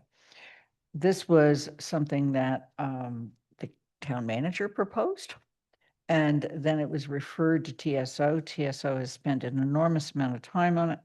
And then it did come to GOL, so I'm going to start with, and there is no motion tonight. This is a first reading for both, even though a first reading wouldn't be required for some of it, but we're doing it that way. Okay, so I'm going to call first on Andy Steinberg, Chair of TSO. I have to ask, did Athena leave or? Because there was something she was going to put on the screen to help with the presentation. And Did she leave or is she coming? Okay, we'll wait. Why don't you,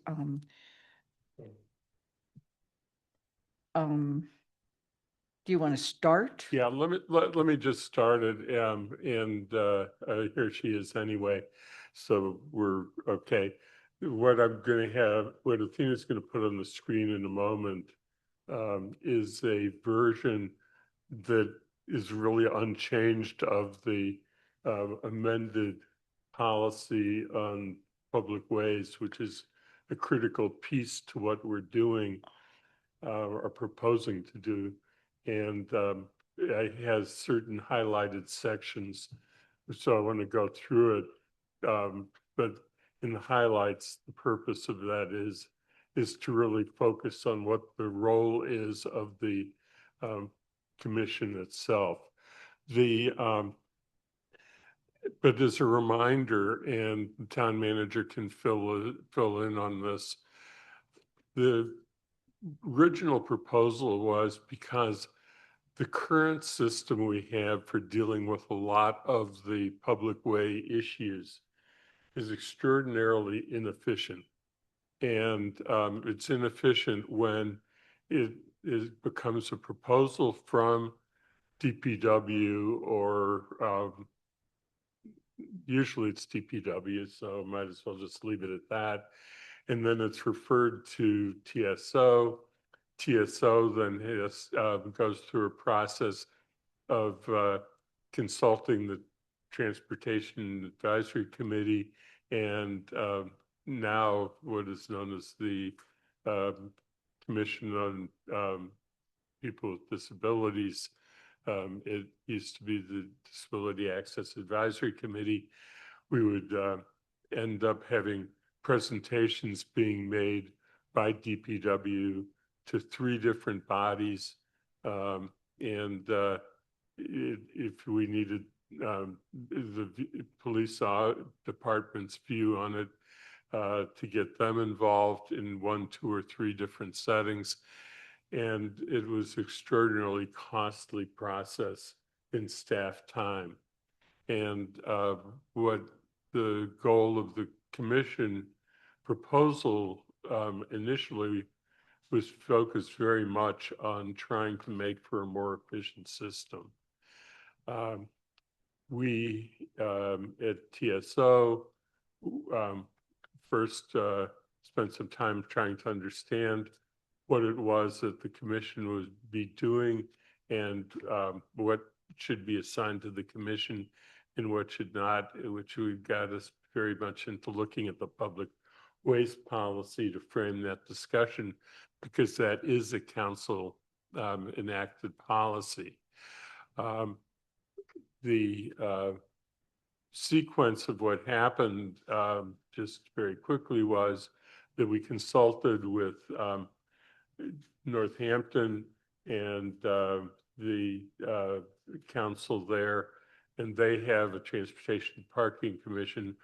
I ended up getting a meeting with a member of who's a councilor member of the Transportation and Parking Commission there, and their director of the Department of Public Works, which is the equivalent position to Guilford Mooring Superintendent of Public Works in Amherst. And they explained how the commission works and why it works well. Ultimately, what they were saying is a couple things that affected us very much and got us thinking about it a lot. One was that the commission there actually does not make decisions, any final decisions. And the reason it doesn't make any final decision is it's making recommendations either to the mayor, who's the equivalent in our form of government, the town manager, or to the council, depending upon what the issue is.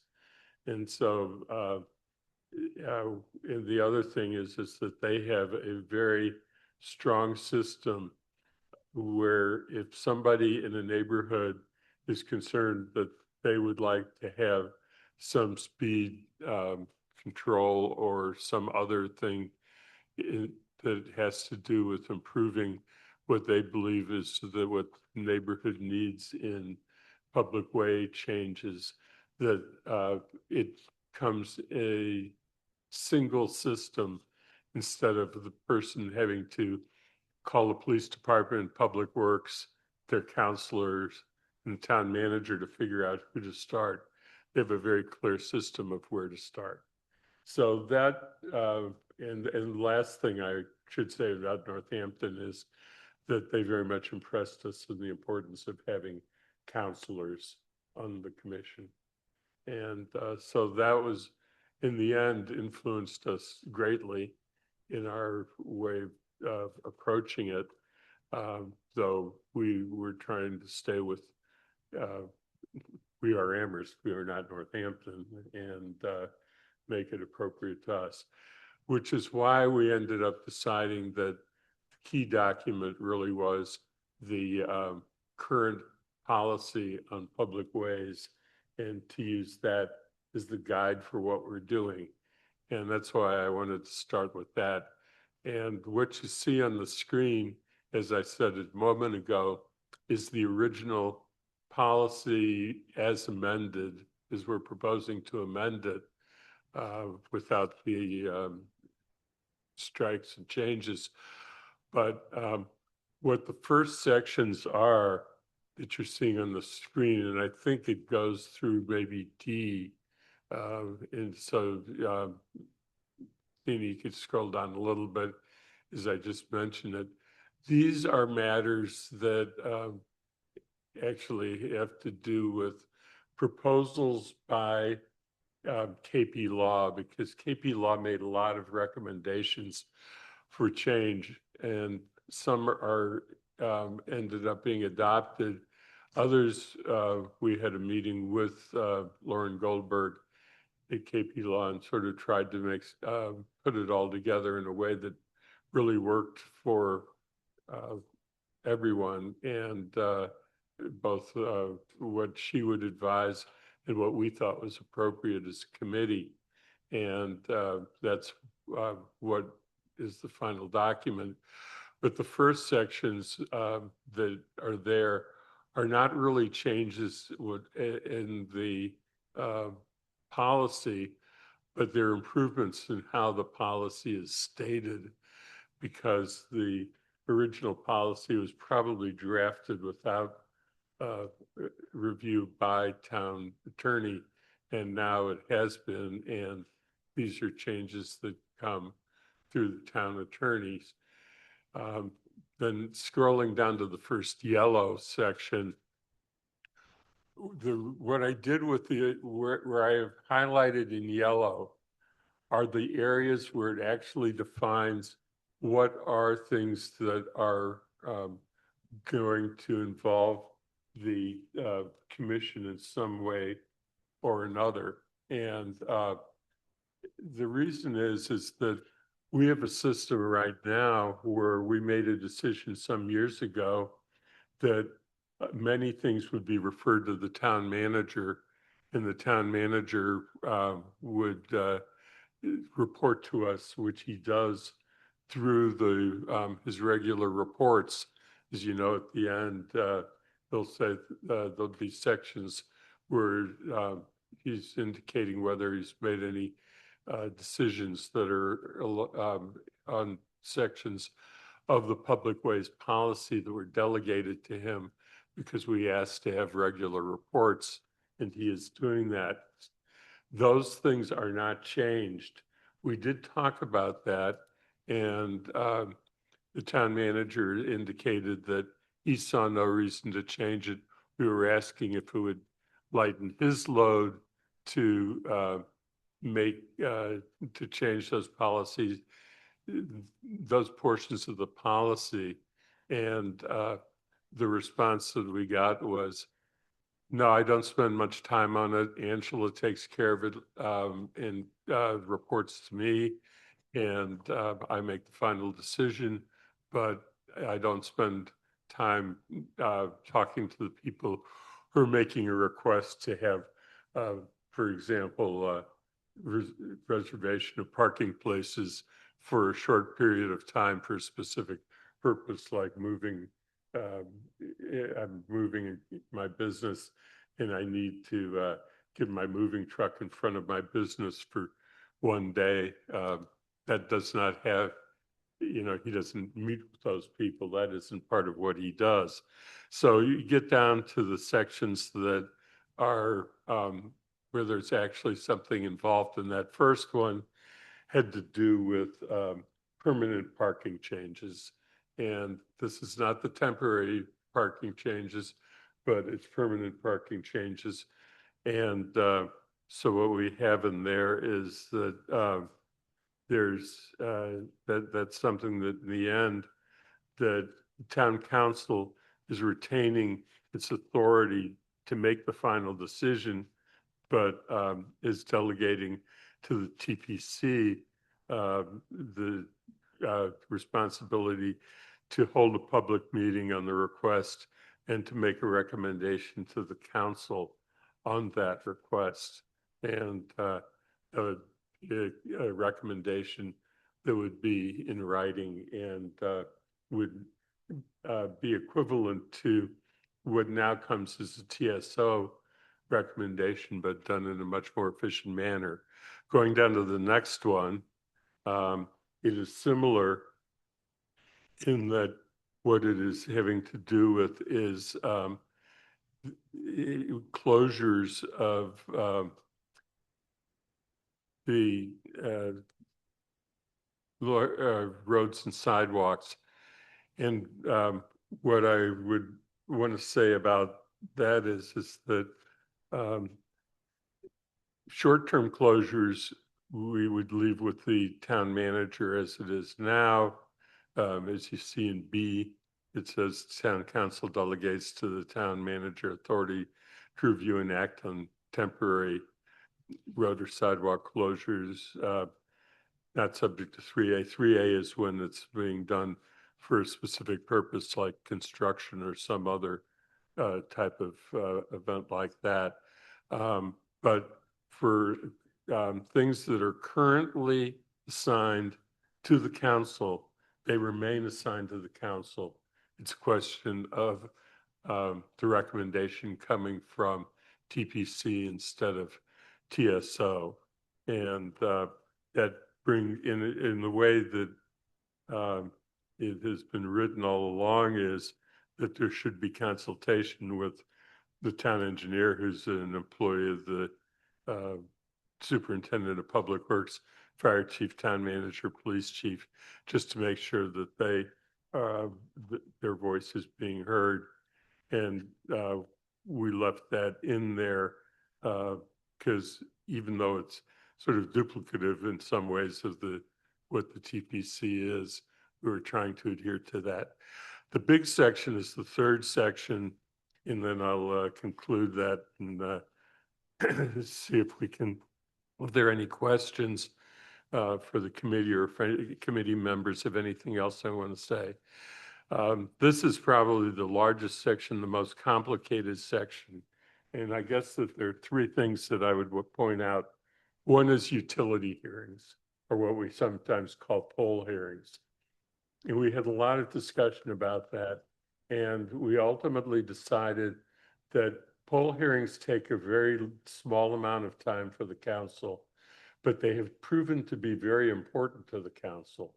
We have spent some time, sometimes they go very quickly, and sometimes counselors ask a lot of deep questions about why this isn't being buried, how many polls do we need, things that have been very important to the council.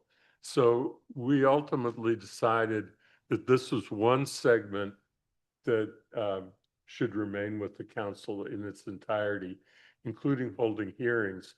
We thought for a little bit about having the TPC hold the hearings and then have the TPC report to the council, have the council make the decision. But in the end, that seemed like not a wise choice because, as I said, it takes very little time in most situations where there are a lot of questions.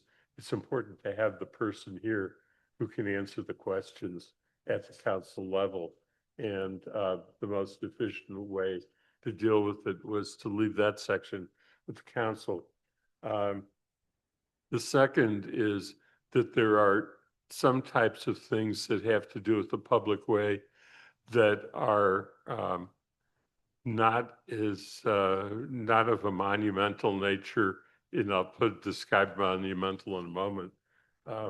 And those, it seemed like it was appropriate to have the TPC just go ahead and make a decision, make a recommendation to the town manager, and but have the town manager ultimately have to make the decision because expenditure of funds is necessary usually to do things like put in more speed bumps, and that it seemed that it needed to be a final decision that had a financial consequence, because of the financial consequence that needed to be made by the town manager. And then there was the question about major roadway and sidewalk redesigns, intersection controls, traffic lights, roundabouts, and other major things having to do with the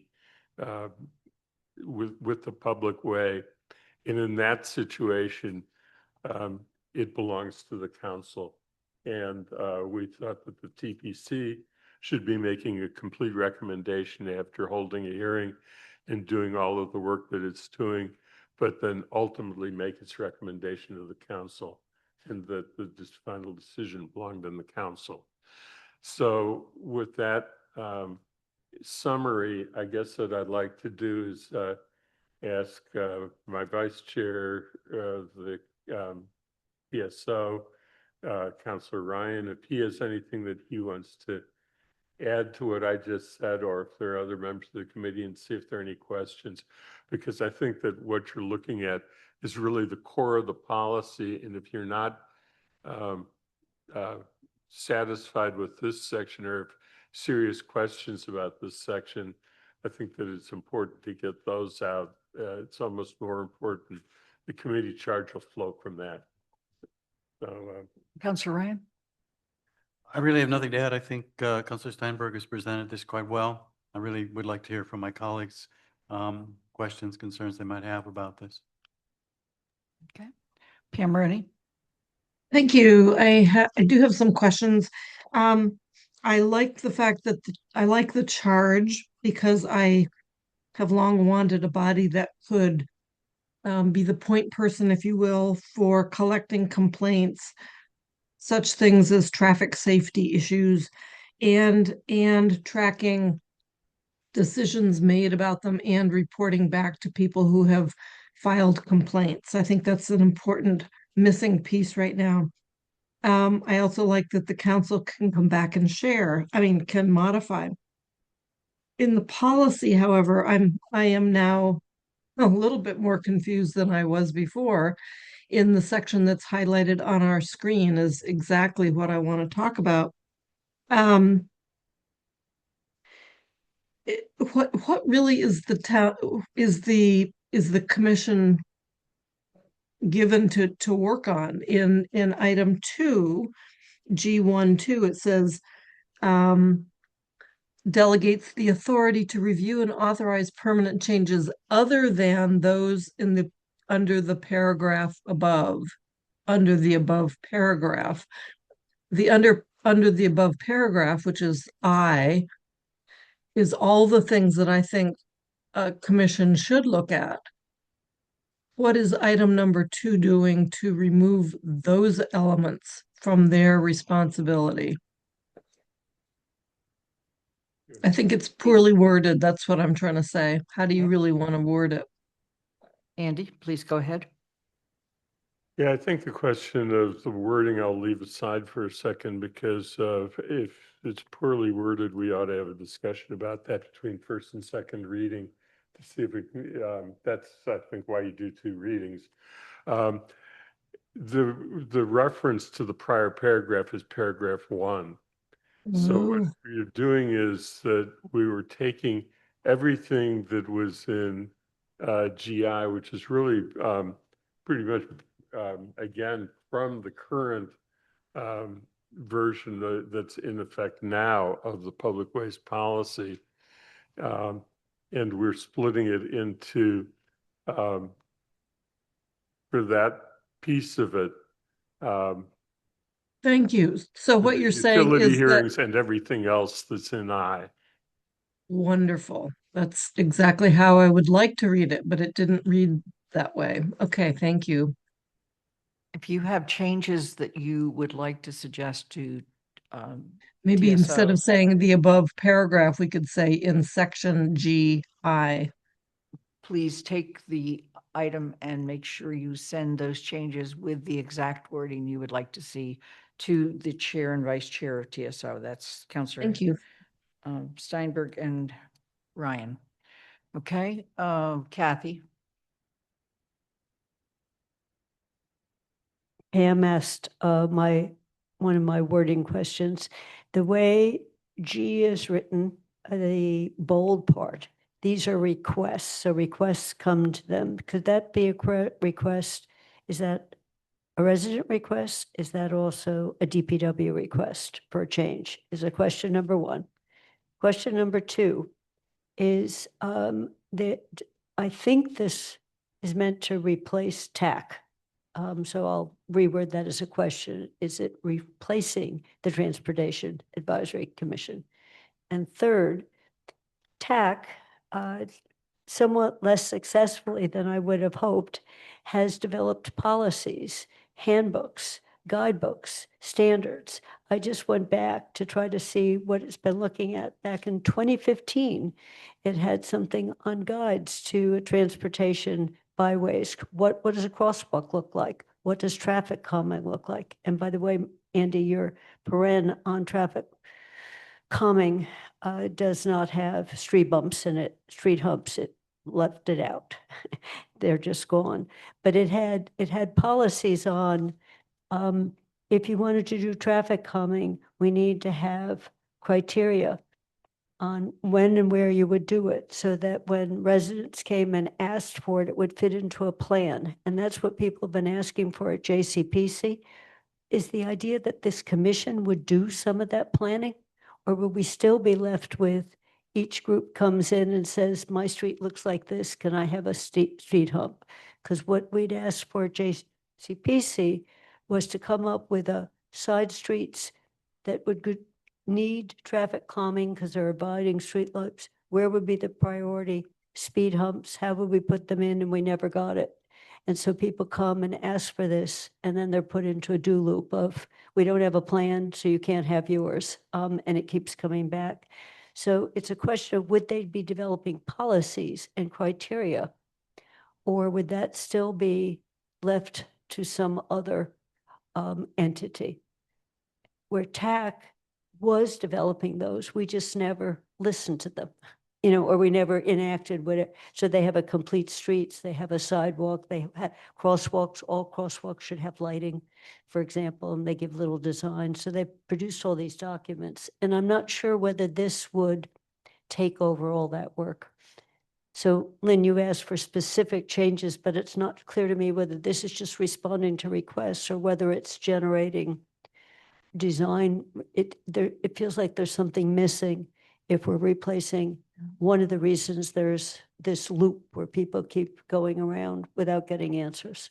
And I'll stop there, Andy, because it's a lot, because I think the core part that's the most interesting in this to me is everything that could be under G.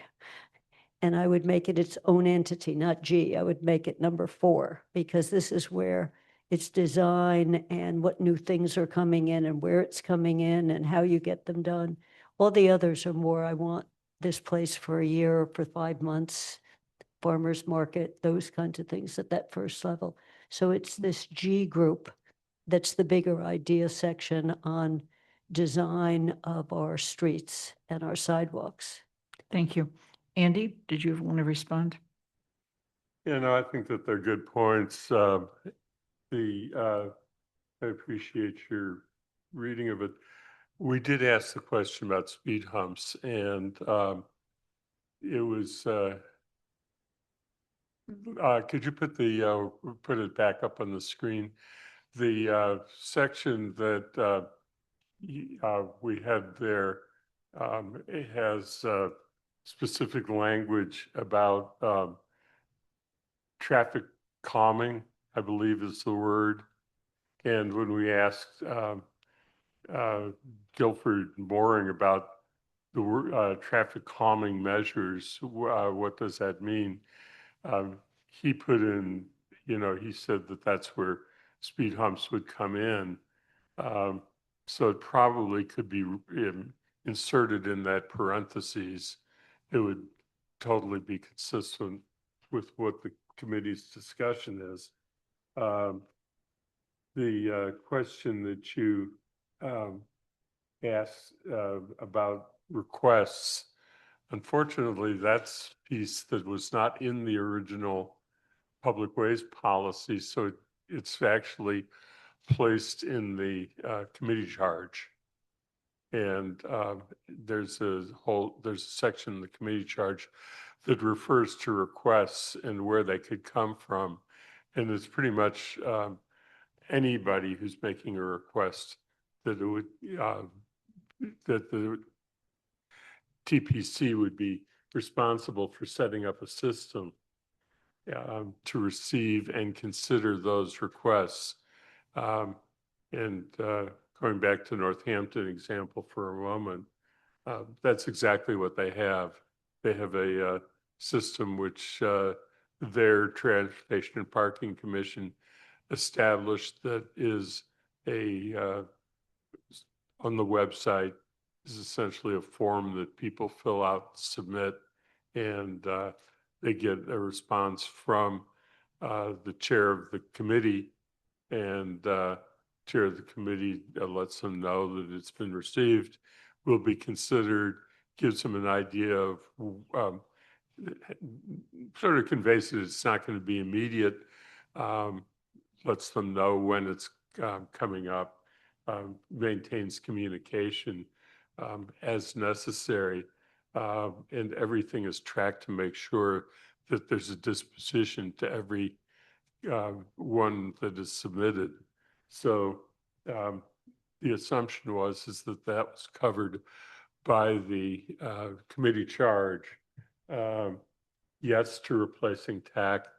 We're in trying to make this a more efficient system. The idea of having some citizen members who have some interest or expertise in the area is part of the committee charge. And I think and the suggestions about clarifying the wording, I think that we're getting very much to the end of the council term, but I think we might have time to work on a possible amendment for that point. I think that what we were trying to do was adhere to the current policy. And this is a section G that is in the current policy.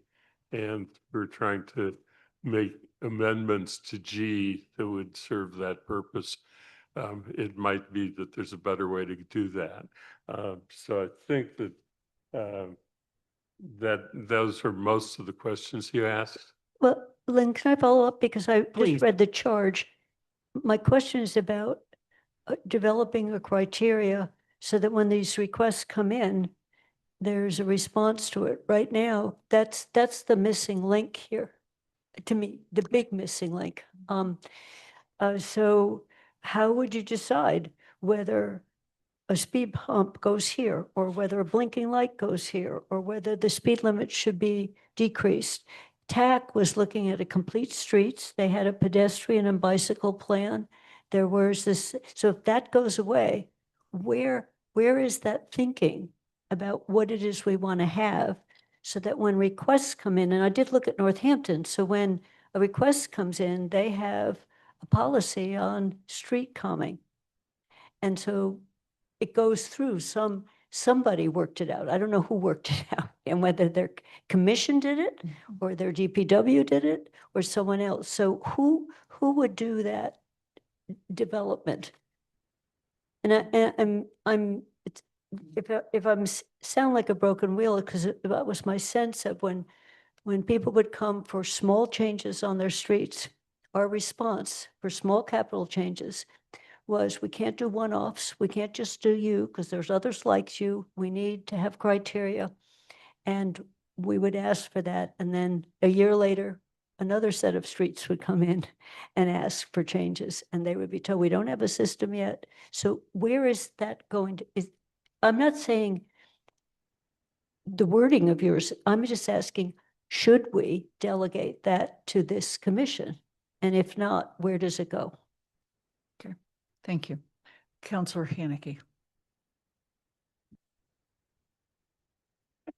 I appreciate everything Kathy said, because I have very similar concerns, but on slightly different subject matters, but the exact same concerns. I don't see anywhere in the charge that the TPC would oversee paving plans, sidewalk creation plans, traffic calming plans, any of that. And we've had a real problem with the decisions on what streets get paved. Yet it's not in here at all to have anyone oversee what the DPW is seeing with that. And I would have thought that would be a big part of what the TPC might do, as we've been trying in manager policies to have someone do over the course of the last couple of years. So I see that as a big failure of, or missing element of the charge. This section that's up here, I had the same concerns as Pam Rooney did on item G1, G12. Very vague. I think it needs to reference G11 specifically, so it's not as vague, but street lighting seems to be, no one's going to be surprised by this with my 2.5 years now, 3-year plan on trying to get a street lighting policy through this council that got stuck in TSO, yet it's included here for permanent changes to the public way. Number one, it's the only thing that's not really an actual change per se related to transportation directly, or parking directly. It's not referenced at all in the charge. as to suggestions and requests regarding transportation and parking matters. Receive suggestions. It's not street lighting is not a transportation or parking matter per se, but it's in the policy, but not in the charge. And what part of street lighting requests would they be doing? Where we put street lights, specific street lights on streets, or an entire townwide policy? The color of the street lights, the height of it, the downward facing? What are we talking about when we reference street lighting in this policy on the public way? Are we taking away the council's entire ability to regulate street lighting and sending it to TPC? Or just portions of it? Right now, we have a council motion that's been sitting with the manager to bring back a policy on street lighting to the council to adopt. It's been with the manager for 2 years now. So I don't know what's going on with street lighting there. And what were you intended that? But then I'm also concerned with the language of the descriptions of traffic calming measures that are in here. Okay, RRFBs, feedback signs, even raised crosswalks and potentially speed humps and bumps seem to all fit in there. But given the controversy around mini roundabouts and even splitter islands potentially, those seem more like major roadway and sidewalk redesigns that are in G2, little 2. Yet are referenced in G1.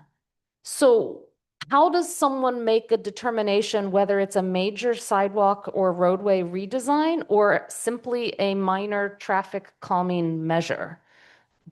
Because I think the residents of Heatherstone Road and Echo Hill would say that mini roundabout was a major roadway redesign, not simply a small minor traffic calming measure. So I don't understand how we'd make the difference between those two. Another example is what we just did at Potwine on 116 was that was really just sidewalks and street splitters, crosswalks and street splitters. Is that a major redesign or is that just a traffic calming measure? I think that's a major redesign, but under this, it sounds like it would fall under the TPC. So I'm unclear where that split is. And finally, if street lighting is to stay in this, I do think the charge that talks about residents with interests or backgrounds related to X, Y, and Z needs to include backgrounds that include public health and health problems related to artificial light at night. Because yet another article in the New York Times today talked about health problems related to artificial light at night and trying to limit that. And if we're going to hand those requirements over and those decisions over to the TPC, you need an expert or someone with experience related to those health issues, not just someone that's focused solely on car travel or pedestrian travel. Thank you. First of all, I appreciate the various comments, and top on my mind was, is this the group that would have dealt with Heatherstone? Okay. And it's not clear. Okay. So that's one piece. From the very beginning, however, I want to say I have not agreed with the two counselors on this. And the reason I've not agreed is because I want to go back to the fact that when we first created the ECAC and we put counselors on it, we ran into nothing but trouble. And then we finally took them off ECAC. And I really question again, when you have a counselor on a committee that's recommending to the council, other than a council committee, what have you set up? And so that has been a question on my mind. I know Northampton has done it. I know they feel strongly about it. I feel strongly against it. That is, other than that, I'm not going to get into this, that, or the other thing about what goes where, because I think my other colleagues have done an excellent job of expressing their concerns on that. I do want to note, however, I'm a little confused in the public way policy. They say there'll be monthly reports, and then in the other policy, in the actual charge, they talk about yearly report, an annual report. And I just, we do get monthly reports from the town manager. They're in his, they're in his, monthly report to us. And I could imagine that in the month of July, they may say we didn't meet and that's their whole report. That's fine. But I just want to make sure, are we asking for a monthly report? And definitely, are we asking for an annual report? And if we're asking for an annual report, is this now a group like the Board of License Commissioners that in fact provides us with an annual report based on the charter? Those are two very broad issues, not again relating to where does Heather Stone go? Anna. Could you, Lynn, you said when you put counselors on ECAC, it was a challenge. I wasn't on the council at that time, so I'm not sure, but I know this topic has come up in other contexts as well. Could you speak a little bit more about what those challenges were? Was it like feeling like a conflict of interest, or was it? I'm seeking a little bit more so I can decide whether or not I agree with that idea. I think there may be another counselor that's better at explaining it than me. Some of it, I think, may be the issue between at what point are you an advocate for an issue, and where does that advocacy belong? Does it belong in the committee or does it belong on the council? That's my best explanation. Okay. Pam Rooney. Pam Rooney. Thank you. Yeah, thank you. Yeah, I had noticed the conflict in the reports. If this group meets once a month, there's absolutely no reason to have monthly reports. Even if they meet every 2 weeks, there's no reason to have a monthly report. It feels like you could have a quarterly report or just make your meeting minutes regularly available. But we know that meeting minutes are a very unreliable source of information. So I think a quarterly report would be okay, summarized annually. Back to what was spoken by several other people. Yeah, I would want to make sure that the description, I like the idea of putting G sort of as its own item and really make a comprehensive list of what this group would deal with.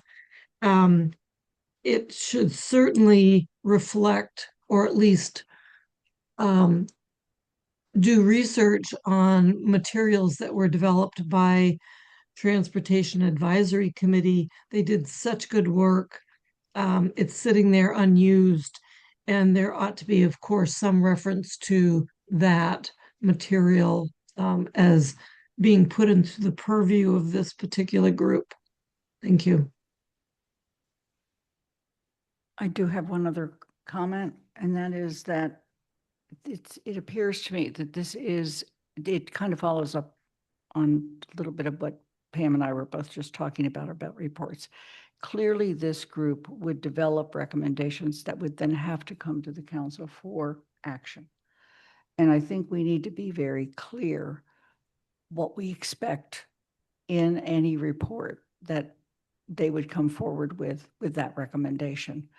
For instance, when we get something about, a conduit in the public way or whatever, we get some very detailed drawings and there's been a consultation and we get all of that, hopefully, not all the time, in the packet.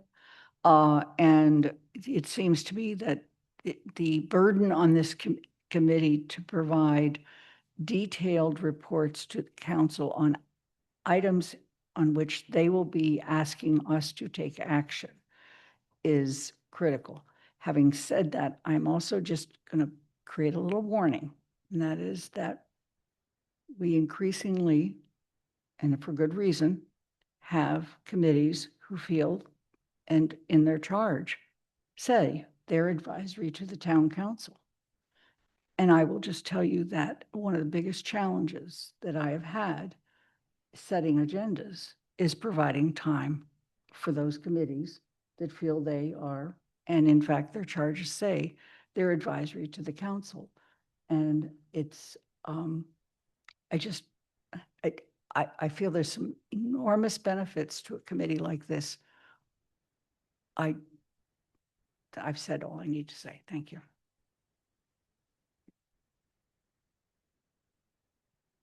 Councillor Haneke. So I guess I see advice here as being in the form of written reports, not regular presentations to the council, the same way in some sense that our committees write reports and all. Like, maybe we have to set some expectations up for our committees as to what advisory to the town council means. Right. I mean, let me just expound a little bit more on that. I've tried to stick to the rule that you're coming to us because there's an action.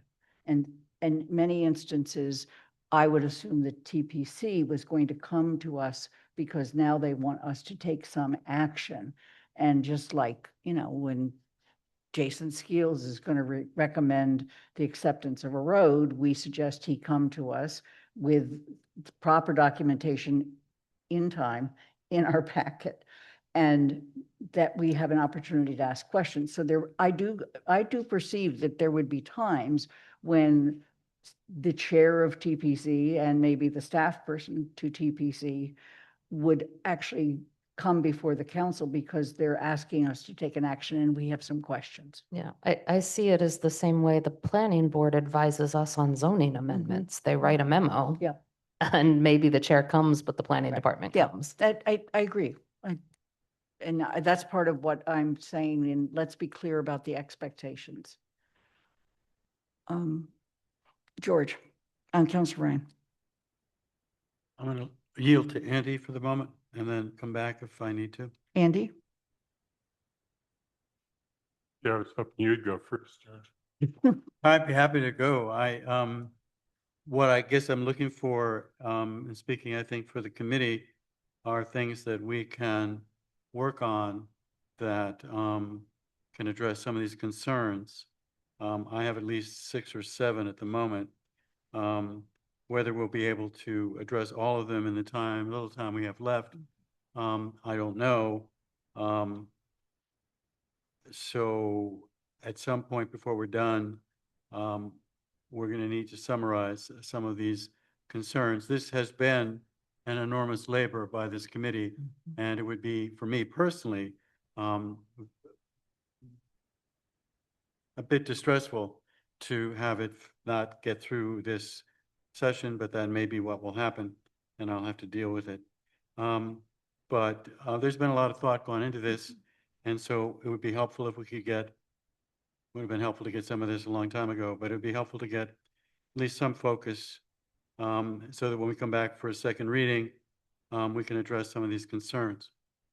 And let me just suggest that one of the things that Athena and I are, and Paul and you are meeting on tomorrow is setting up those 3 meetings. And if we think, for example, it would be better for TSO to not bring this back until the 8th because you want a little more time, then that's a reasonable thing to do.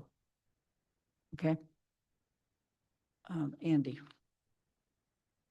Yeah, some of the things that were brought up are easier to answer than others. When you go back up to the top and look at section C, recommendations and other actions of the TPC, and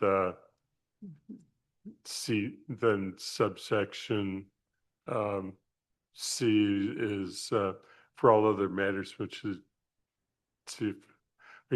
section 2, for matters requiring a recommendation to the town council, the TCP shall submit a written recommendation to the town council. Such recommendation shall include the special factual findings made in support thereof. That was one of the additions that came from KP Law. And the other sections is other matters which the TPC is authorized to act. They shall receive such documents and testimony as may be submitted by the requester, town officials, or members of the public. And that's where the monthly reports, of course, came in. It was part of their addition to the their suggested addition to the policy. The lighting policy and paving policy that Councilor Haneke brought up, I do think that they need attention in discussion, and we probably need to hear a recommendation also from the town manager on that, because the paving decisions have generally been made in the executive branch by the town manager and not by the council as far as specifically which streets are being paved. And we were not trying to change more than necessary. We were trying to change procedure, but not content of major responsibilities. And that's what I was trying to emphasize in my initial presentation. So that question of the paving, does it remain with the town manager, or is the council wanting a recommendation? The council wants to make that final decision. It's a fairly technical and difficult process for a council to get into. And I would caution very much, I will not be a part of it, so I won't have to live in this realm that some of you will still have to live in. But those are very difficult decisions involving a lot of things having to do with projections on the, as we've heard from Jason Skeels, on what the future of the road is, what the cost of the change is, what the alternatives are. You know, it's not a simple decision, and it would really be shifting a lot of responsibility and time to the council. And I'm not sure that the council really would even want to do that. But I do encourage you to think about it because it is a live question. As far as the street lighting policy, which was the other one that was brought up, what happened with the lighting policy is that, and I think that Councilor Haneke alluded to this, at the end of the last council session, that was 2 years ago, after we had spent at TSO, because I was a member of that TSO also, we spent a lot of time on the issue, and ultimately its complexity was overwhelming to the committee, and the town manager and superintendent of public works said that they would develop a policy to recommend back to the committee, and we didn't pursue it, and they didn't pursue it. It hasn't happened. And I've had this discussion with Councilor Haneke as to how to move this forward in the next council, whether to reintroduce it or to have it in a carryover memo or both. But it is a serious issue. It does involve matters that sort of cross over because it touches a little bit on the public way, but it also involves issues that are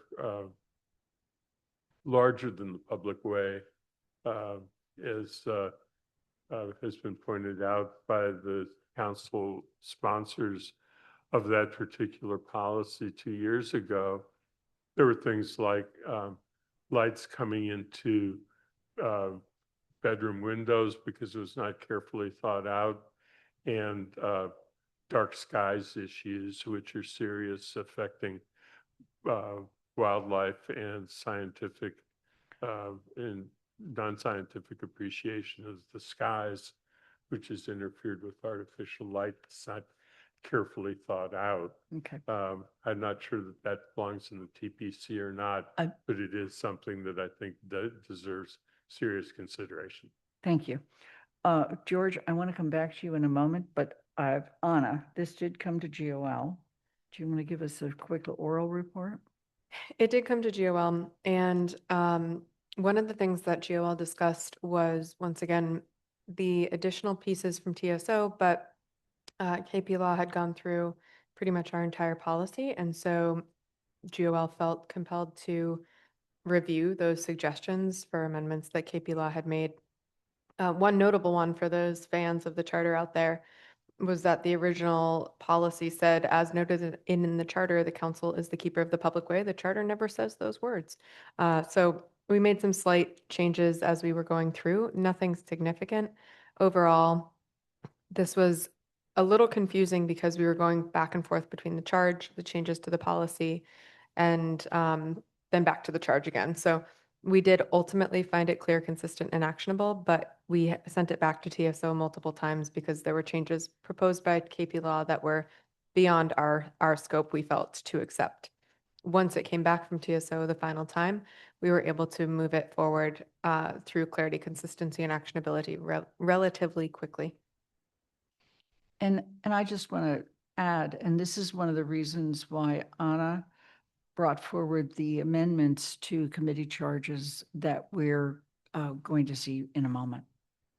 Because we just kept feeling in GOL that the expertise to discuss this was within TSO, and yet the legal recommendations went beyond what GOL would normally deal with. So, all right, George, why don't you try your list on us? Okay, I have some notes as well, so let's go. So I'll start with something very specific, counselors serving on the committee. I would speak for the committee. I think that that's not going to change. So if there's a strong sentiment from other of our colleagues that they really don't want counselors on this body, on this commission, they should speak up.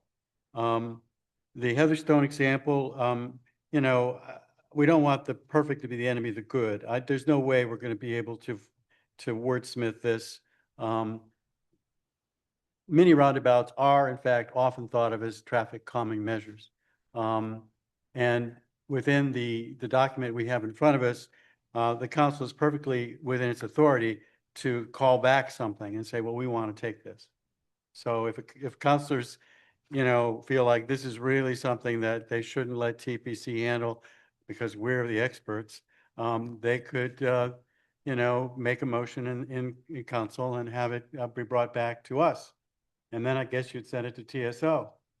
Doesn't seem like a good idea to me, but anyway, you know, I don't think there's much we can do with that. If you really think a mini roundabout is a major road change, perhaps you can make a motion to have it put somewhere else. But again, we can bring in the DPW folk and they will tell you that in their business, these are often seen as traffic calming measures.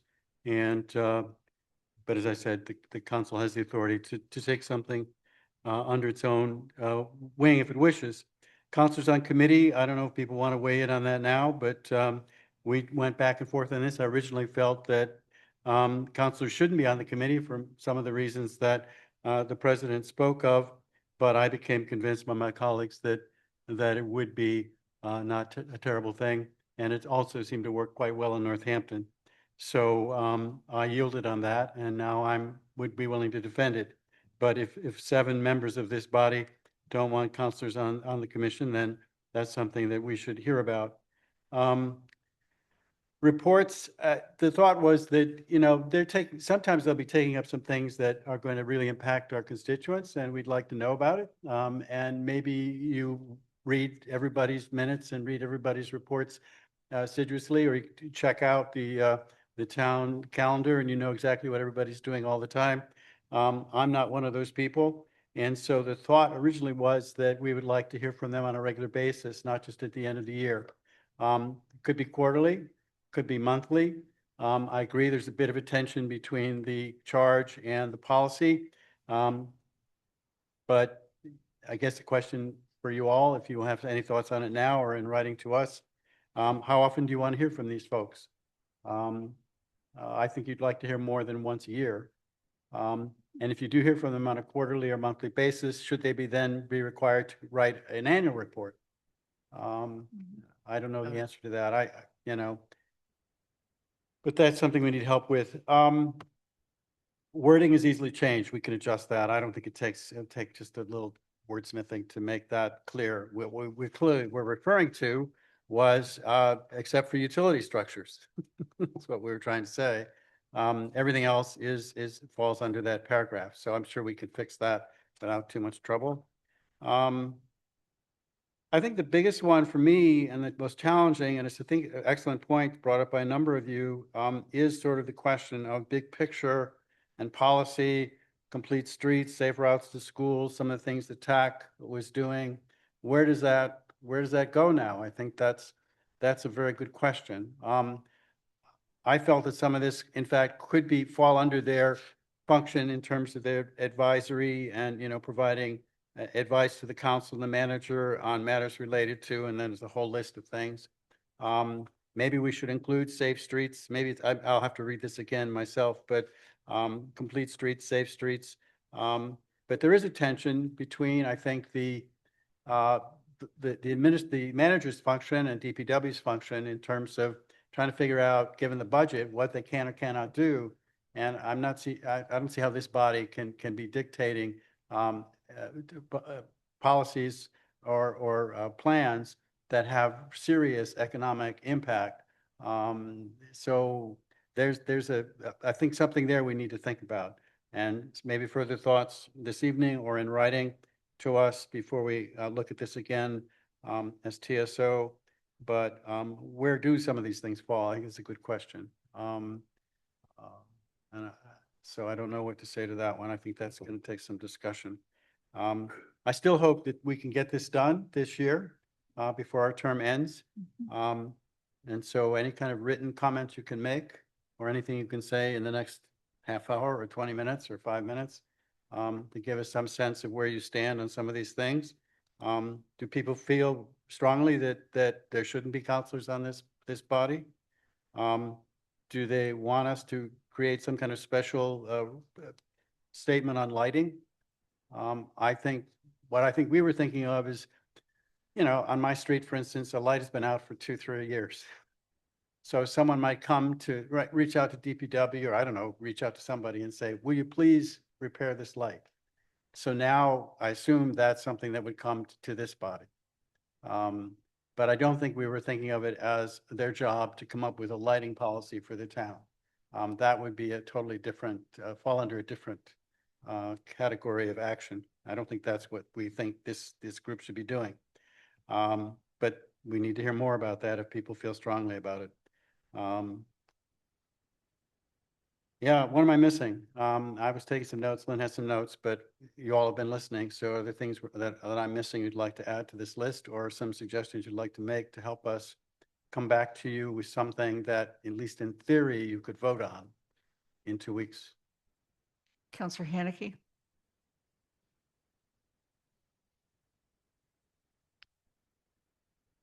So turning a light back on is not as easy as it sounds, because many people on a street tend to disagree whether they want that light or not.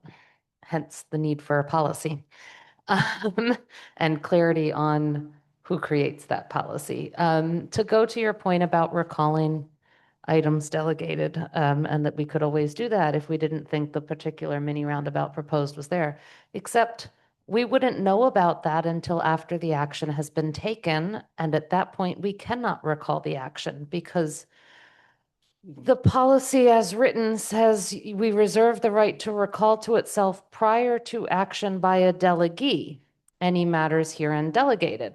And for the TPC, as we get with Paul, the TPC says the reports come after the action has been taken.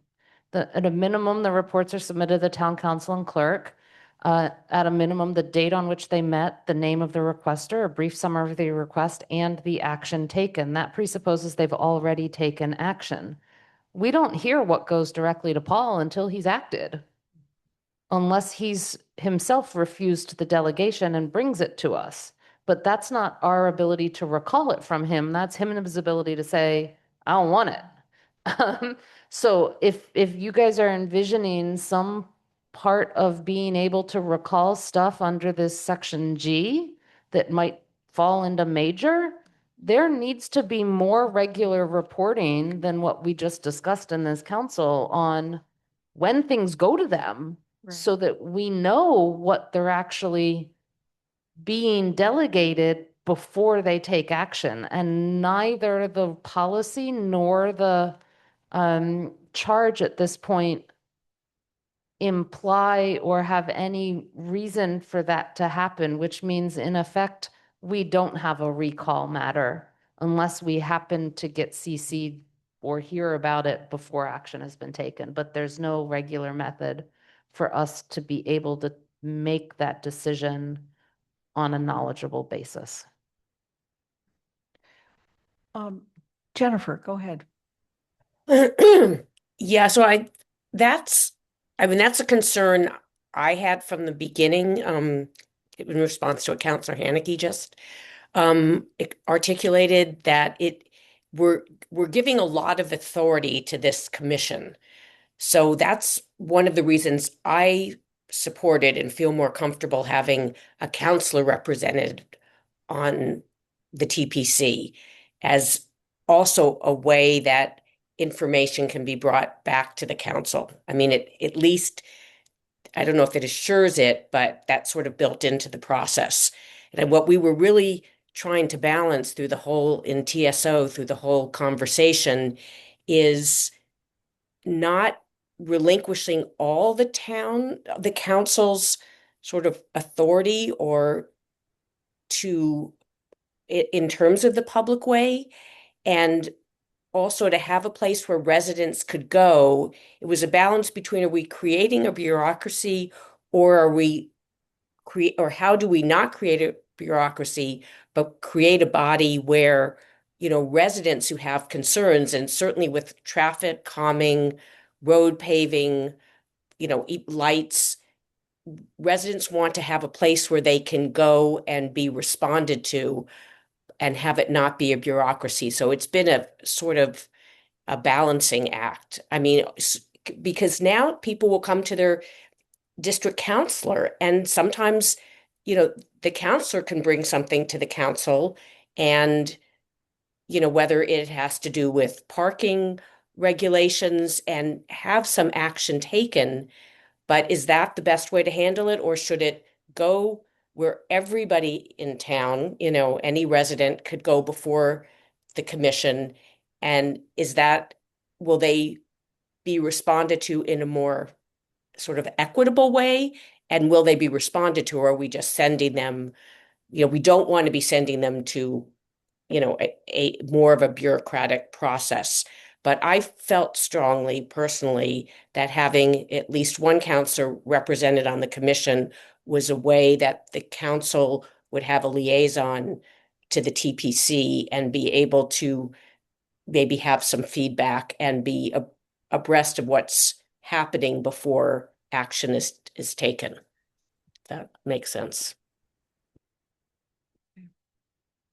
George, thank you for your list. My list was very similar.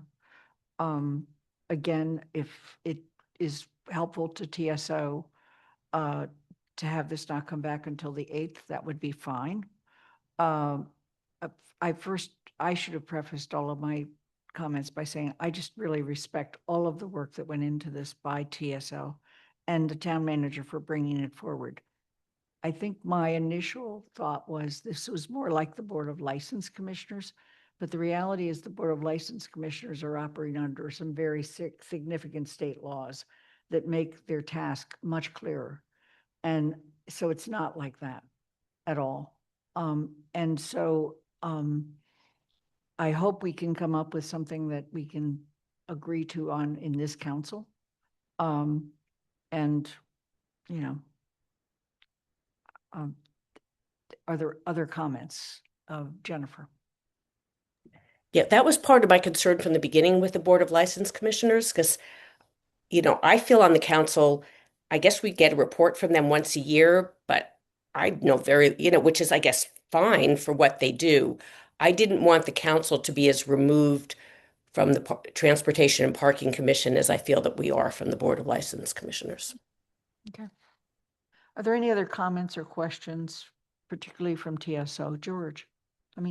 So yeah, I obviously we can spend hours on this, and I don't want to do that, but I guess I'm trying to get a sense from my colleagues if they really are afraid that somehow a major or some kind of project will take place in their district or in some part of town that they care about without them ever hearing about it.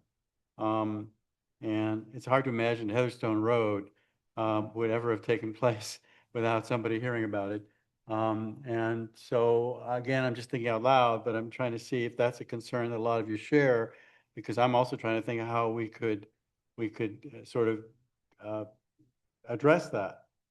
We're trying to create a body to which, for a large number of things where people feel sort of just, they don't know who to go to, and they end up going to lots of different people, or they just don't go at all because they're frustrated, or they just throw up their hands. And also multiple elements of our town staff get involved, and so we're trying to create a body that will address some of these concerns. So do people really think that a mini roundabout will suddenly just magically appear in their district without them ever hearing about it or having any chance to address it or speak to it? And do they think that somehow bringing that to the council would somehow bring out a better result than bringing it to a body that we also haven't talked about the composition of the body or the number of people serving on it? Are there concerns about that? Right now, it's 9 members. We've obviously, some have expressed concern about counselors on it. What about the other membership? So you have police chief, you have DPW, you have director of planning, economic development, or designee, you have 3 residents. Since I've not heard anything this evening, it suggests that people, except for the issue about town councilors, are okay with the membership. I assume they're okay with the voting issue. Everyone has a right, everyone has a vote on this particular body of 9. I think I forget how many it's in Northampton. It's more. I think it may be in my notes somewhere. I think it's 11. I'm sorry? I think 11. 11, and then 1 member is just advisory. So the composition, people are okay with that? So again, there's a lot here, I understand, but when we come back, and whenever we do come back, will we have addressed all the concerns? Pam Rooney? Thank you. I actually raised to Andy my concern with the number of people on the committee. It seems really large. If there was to be 1 counselor and 2 townspeople with expertise, I think that would be a little more streamlined. 2 counselors probably, unless they're also on TSO, they're not going to be necessarily skilled and knowledgeable about road construction and timing of projects, et cetera, et cetera. So are they really adding value, or are they just filling some seats? And I would feel like they were filling seats. But maybe good to have that 1 liaison, and probably somebody, I think whoever is on this TPC would also be on TSO. So it would be a little bit like, okay, the planning board appoints 1 of their members to Community Preservation Act. The Recreation Department puts 1 of their members on CPAC. So it's kind of a similar thing. So thank you. If you're going to continue to open the discussion, and I'll keep providing my answers. I think at this point, we need to make sure that any other comments go directly to the chair and vice chair of TSO. Okay? I've already sent my email. Thank you. Are there any other questions or comments from counselors? Kathy? You had your hand up? Nope. Okay. George, you have your hand up. Okay. Thank you. The next item on our agenda is proposed amendments to the council committee charges. I'm going to turn to Anna on this one because this came out of GOL. Thank you. So you've heard me in my verbal GOL reports a few times say how GOL has returned things to the initial committee after seeking legal review. And essentially, the reason why GOL was doing the legal review or getting the legal review results from KP Law back in the first place is that GOL was the only committee which had may seek legal advice in their charge. And many times when that legal advice came back, a legal review came back, excuse me, from KP Law, it had content that was not under the purview of clarity, consistency, and actionability. And so GOL felt out of turn in accepting or rejecting those proposed changes without input from the original committee. That added weeks of delay on many of these measures when we had to send it back to the original committee. They had to get it on their calendar. It had to come back to GOL again. Sometimes that committee, as in the case of what we were just discussing, would go back and forth on it a few times. So we made a really simple proposal. We went through and put in that same phrase that essentially allowing each committee to access legal advice on their measures as needed versus only GOL being able to do it. And I know that there's at least one place where it needs to, I know Andy's got some comments on where it goes in the charge, but the premise is the same regardless, is basically committees should have access to seeking legal advice. It shouldn't just be GOL. Okay. So with that, I'm going to put a motion on the table, and it's to amend the Community Resources Committee, Finance Committee, and Town Services and Outreach Committee charge by adding recommendations to the Town Council on measures may include consultation with the town attorney. Is there a second? Second, Devlin Gauthier. Thank you. Councillor Haneke. A couple of things. That motion is very vague and is actually not clear enough to say where that phrase goes in any of these charges. And in fact, in town services, it probably needs to go in two different places, yet is only proposed for one place. So I'm going to have a motion to amend for that. But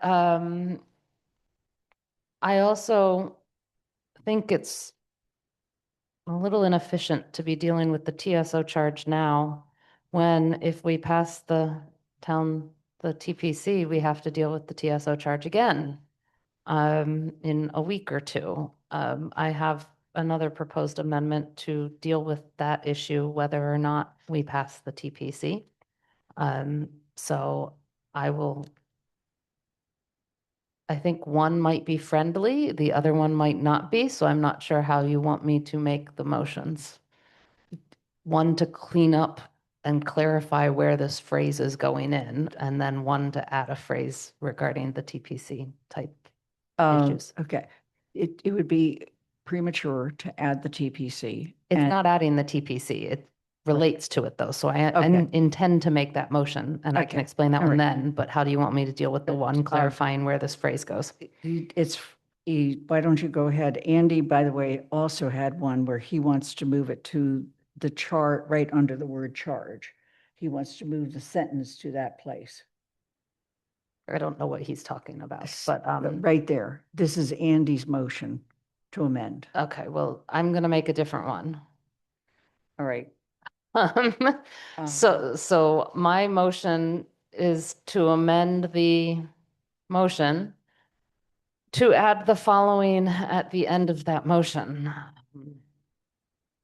As follows. This is the big phrase, Athena. The phrase starts with as follows.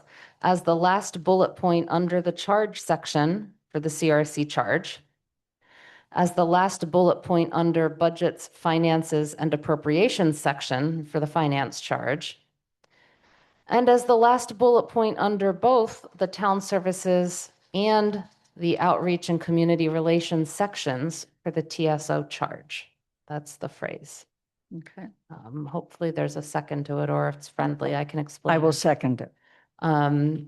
It references all three sections that were in the packet, but also adds that same phrase to the town services section of the TSO charge. Both the town services and the outreach and community relations sections reference making recommendations on measures.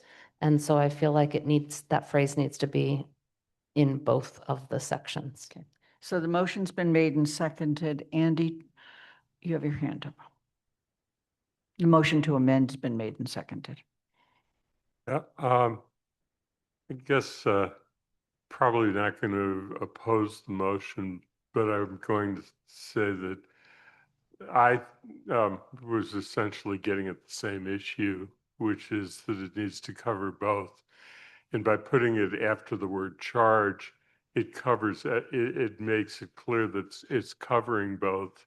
And then it gives the specific responsibilities for the two different parts of the charge, the town services and the outreach. I find it to be a cleaner way of doing it so that it doesn't just repeat it twice, but they both achieve the same thing. Anna. I don't care whether it's in there once or twice, as long as it makes sense to people. I am going to ask other counselors that as we look at these charges, that we just focus on the additional pieces about seeking legal advice for right now, and that if people have other requests to change the charges, that we do that at a later time. But I'd like to, Mandy, you asked whether or not now was the time. I would respectfully ask that now not be the time, or at least this agenda item not be the time, just so we can focus on this one little change that would be really great to just get done. I'm going to ask the town clerk, the clerk of the town, clerks of the town council, to please put the finance committee charge up and show us where the sentence would go based on Councilor Haneke's motion.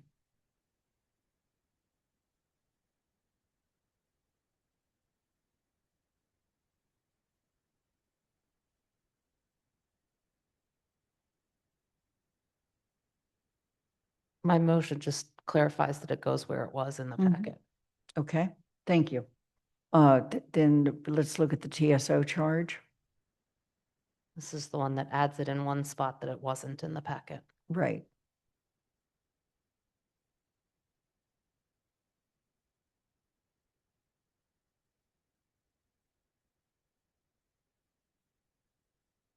Okay, and then I don't think we need to look at the other one. Are there any questions about the amendment to the original motion?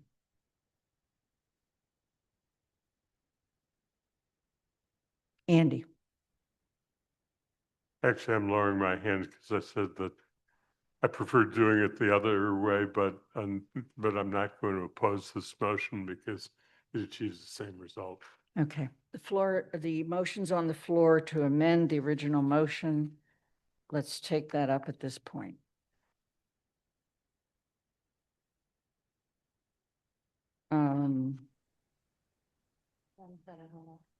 I'm sorry, Pam Rooney. I have a quick question for the town manager. Does this work from your perspective, as different organizations, different communities reach out for who knows how many requests for information from KP Law? Thank you. Yes, it's an excellent question. Thank you. So I think typically what we're trying, I think what this is achieving is not sort of a general open access to the town attorney, but just a review of actual bylaws or measures that the council is, or the council committee is reviewing, so it doesn't have to go through this back and forth motion, which is, I think, what Anna recognized. And so I think, in terms of managing the process, I think this is more efficient. And I think the town attorney, would welcome the opportunity to engage more with the council at this level. Thank you. Thank you. Andy, you have your hand up. Yeah, no, I was in responding to the last piece, which ties it together. What happened with the public ways policy is that the normal circumstance is that once it's passed by one of the other committees before it gets to GOL, that Athena is sending them to KP Law as a matter of course. And it then gets to KP Law. KP Law then gives a legal opinion under the current system to GOL. What happened here was that significant changes were proposed that dealt with more than just the amendments that were being made, and dealt with policy issues. And it caused the need to have things go back and forth between the two committees. And we had several meetings where this became essentially delayed because we were going back and forth between TSO and GOL. And then finally, Paul scheduled a meeting with Lauren Goldberg and members of TSO. We talked about her proposed changes. We understood what she was getting at. She understood our concerns, and we agreed to changes, which is essentially then what was presented. And what I see this as being is a much more efficient way of dealing with it, because it's going to get to the town attorney anyway, and just getting it there earlier, I think, is what the intent is. In addition to that, the only access to the town attorney is through the town manager or his designee. The motion's been made, it's been amended. The amendment provides more specificity as to where it would go in each of the charges and adds it in one place particularly. Is there any question? We are going to go and vote on the amendment, and then we'll come back to the original motion. Councillor Lord. Aye. Pam Rooney. Yes. Councillor Ryan. Aye. Kathy Shane. Yes. Andy Steinberg. Yes. Jennifer Taub. Yes. Councillor Walker. Yes. Pat DeAngelis. Aye. Anna Devlin Gothier. Aye. Councillor Ette. Aye. Lee Griesemer is an aye. Councillor Haneke. Aye. It's unanimous. We're going to now go to the original motion. Councillor Haneke. So it's in front of us. I don't see why we shouldn't think it. I know, Anna, you're not happy. Here's my phrase. Someone doesn't have to second it, but then it'll be in the public record and you guys can consider it when you consider the amendments. But then we have to bring it all up next week. So it's moved to amend I don't even know how this would be worded since this motion's so weird to begin with, so that the TSO charge under the second bullet point in town services adds the phrase, as indicated by the town council policy on the control and regulation of the public way, after the phrase public ways, including transportation and parking.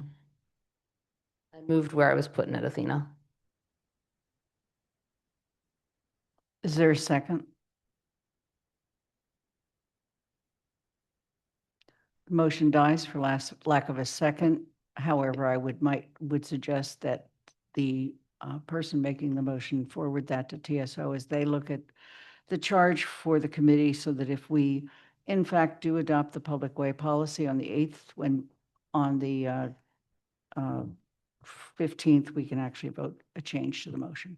Anna. I have a general question about committee charge changes. Mhm. In GOL's charge, it says that GOL is to make recommendations to the town council regarding town council standing committees. At any point, could a councillor simply email said request to GOL to look at, or would that need to go through a formal motion process? I recognize that, like you just said, TSO, you asked Mandy to send that to TSO to consider. I would say that it should go to GOL, not TSO. And that TSO should send GOL their changes. That's a very good question, Anna. And the reality is we've usually referred, in the past, we've often had, GOL has often asked each committee to review their charge, come back with changes, and then GOL has reviewed them and brought them to the council. That's fine. Every committee is welcome to review their charge, but those changes should come to GOL, not Yeah. back to the council without GOL's recommendation. So if TSO is going to make a change to the charge after passage of the TPC, They then need to it should send- come to GOL before it comes to the council. Right, and similarly, like Mandy's proposed change, she doesn't have to be on TSO to propose that change. She could just simply request that change to me as GOL chair, and I can bring it up to the committee to Yes. discuss. Yes. I guess, so the question is, does it have to go through the council for referral, which is what Anna asked? Because if Yeah. it does, then I need to make another motion after this. Right, like if committees are welcome to review their charge, does that mean counselors can also make proposed changes to a charge without a referral? Without a referral from the council. I will note that my proposal isn't contingent on TPC being adopted. Mhm. No, it isn't. Yeah. My preference, which other people may certainly object to, would be that the person who would like to see this recommended to the chair and vice chair of the standing committee, and that standing committee talk about it with that person, and then it goes to GOL. That would be my preference, only because of the courtesy to the committee. But, other people may say, no, just do it. I think Athena had a thought. There's not a requirement that GOL review changes to committee charges. GOL, it's in their charge to make recommendations on changes to committee charges, but it could come from TSO to recommend a change directly to the council. And especially in this case, it makes sense that they go in tandem with the establishment of the TPC and the changes to the public waste policy. Right. I mean, unless there is a clarity, consistency, and actionability issue with the change that Mandy proposed, my suggestion would just be to keep it on the next agenda, that when the council votes on the TPC and the changes to the public way policy. If there's an objection to that, then the council could refer it to GOL, but I don't see a need that it have to be referred to GOL, Okay. whether formally or informally. Could you clarify then what the purpose of make recommendations to the town council regarding town council standing committees, what the purpose of even having that in the charge is? If it doesn't say anything about clarity, consistency, or actionability about those charges, but what's the point of having that in there if nothing is supposed to go to GOL or nothing has to go to GOL? Because sometimes there are like reorganizations of committees. I think GOL looked at the way committees work and how committees are organized. And Kathy wants to say something, so I'll stop. Kathy? I can answer that, Anna. It gives you the right to do it. It doesn't say you're the only one who has the right to do it. I mean, if you didn't have that written in there, no recommendation on a charge change would ever come from GOL. It would just come from anywhere. Yeah. But Kathy, the reason why we just put in all of that about seeking legal advice was because the only place it appeared was in GOL's charge. And therefore other committees were under the assumption, and we operated that other committees did not seek legal advice on their measures. So I'm trying to What figure. you just did in terms of recommending, we can go directly to attorney. It was totally appropriate, and your eyes could look across all the charges and say that's missing from the other charges. So not each committee didn't come in. I'm just saying it can go both ways. Yeah. It doesn't say it always originates with Yeah. a committee. It gives you the ability to do what just happened here, or the license to do it, which was great. It's a sweeping change that makes sense. I generally just disagree, and I think that it's in GOL's charge for a reason, but thank you. Okay. Andy, you have your hand up? I've been working under that goes to GOL, so that it is on our agenda for the next meeting as to what changes would be necessary in the TSO charge if the TPC is adopted. And the assumption was it would be a recommendation, and we were doing it in the next meeting and not waiting, so we would have time to get to a GOL meeting before the last council meeting.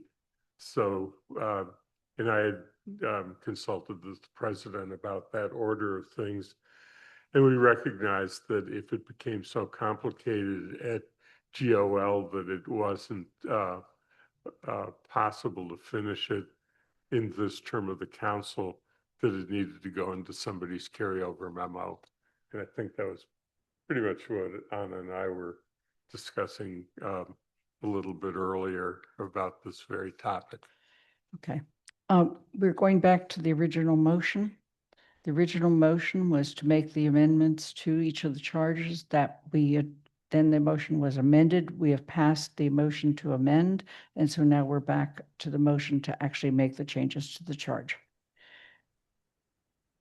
Counselor Pam Rooney, Yes. Counselor Ryan, Aye. Kathy Shane, Yes. Andy Steinberg, Yes. Jennifer Taub, Yes.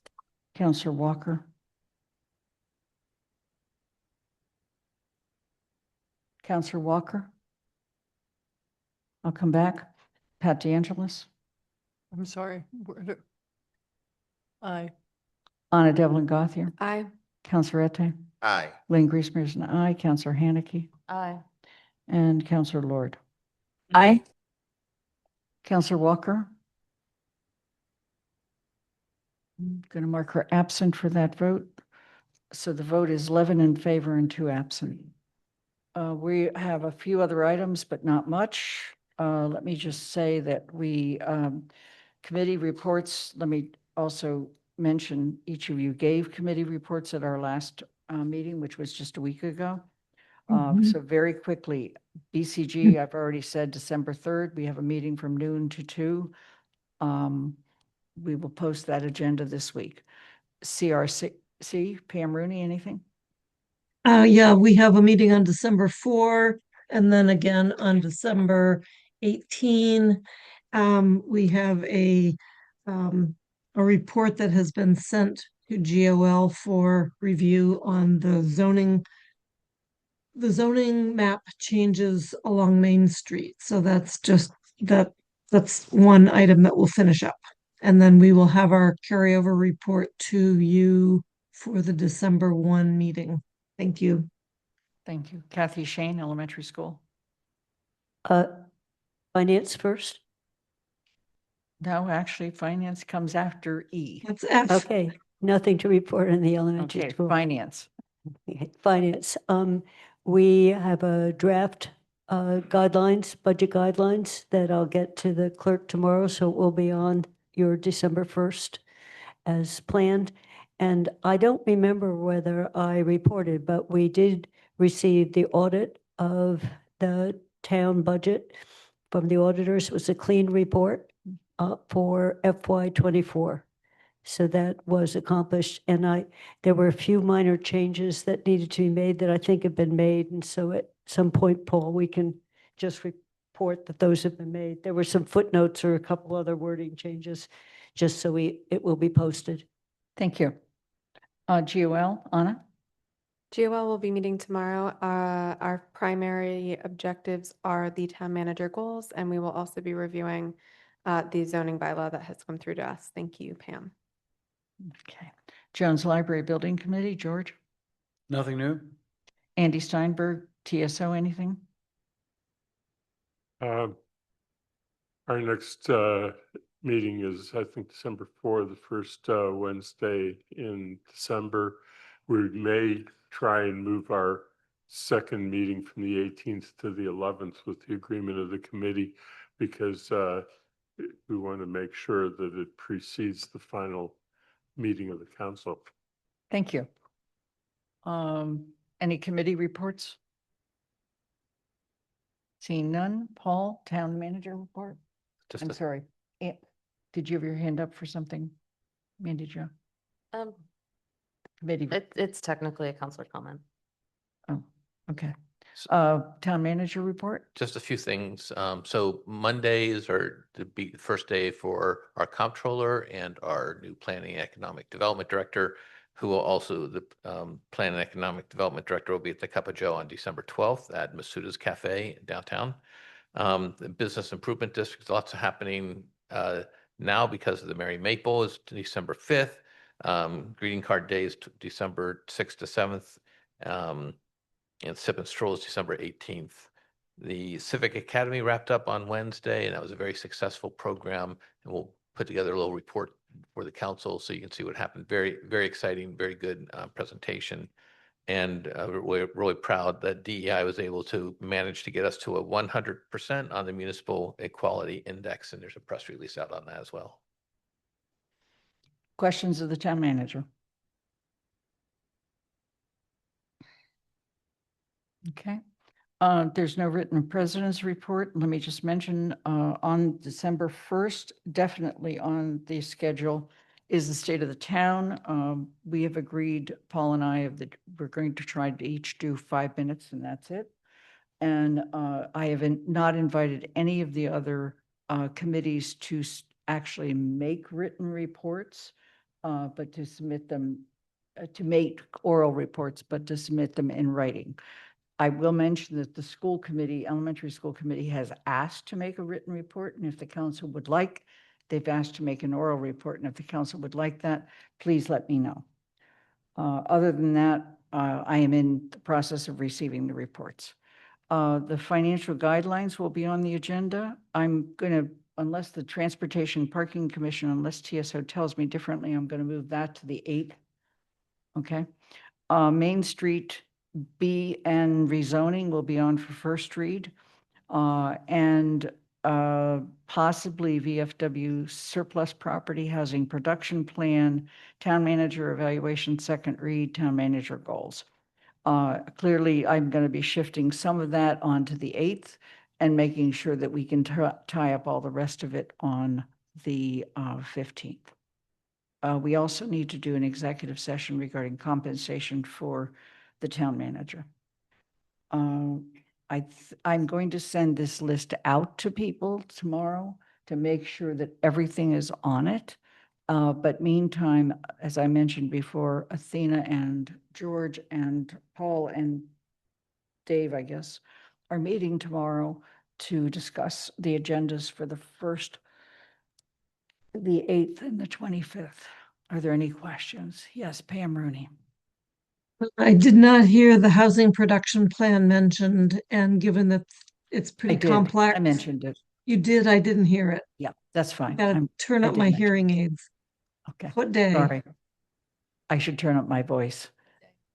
Which one? We may put it on the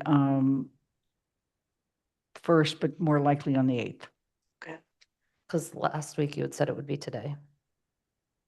Yeah, then there was a decision in agenda setting that we couldn't put it on. Thank you. Okay. Other questions, comments? Seeing none, I make a motion to, are there any counselor comments? Counselor Haneke.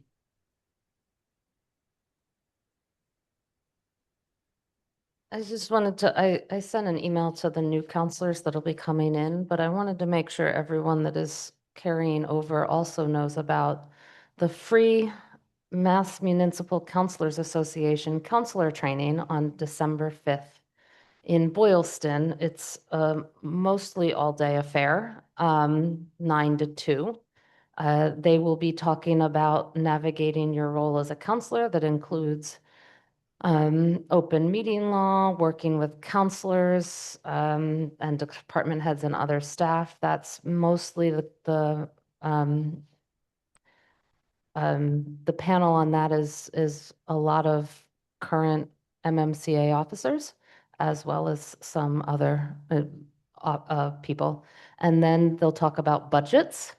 They provide a lunch, and then they'll talk about rules of procedure and navigating how you make motions and things like that. So for anyone who's not too solid on open meeting law, rules of procedure, budgets, this could be a very, and the budget presentation, this is the big thing, is by Sean Cronin, who is the Senior Deputy Commissioner of the Division of Local Services. You can't get much better than that. So, so if anyone, if you're interested, all counselors can go. You don't have to be a new counselor to go. Look it up on the MMA's website. We're all part of the Mass Municipal Counselors Association. The budget piece in particular. And did you know whether that information went out to the new counselors? It did. I forwarded it to all of them, but I don't know if anyone else did, but I did. I have Okay, also thanks. forwarded it and also mentioned MMA and made sure MMA's annual conference. So, yeah. And I know that Angela has been in touch with them, as has the town manager and the clerk. Are there any other questions or comments? Seeing none, I make a motion to adjourn. Is there a second? Second, Ryan? Counselor Ryan, Aye. Kathy Shane, Yes. Andy Steinberg, Aye. Jennifer Taub, Yes. Counselor Walker. Yes. Thanks. Pat DeAngelis, Aye. Anna Devlin Gauthier. Aye. Counselor Ette, Aye. Lynn Griesmer is an aye. Counselor Haneke, Aye. Counselor Lord, Aye. Pam Rooney. Yes. It's unanimous. The meeting's adjourned. It is 10:09. Thank you.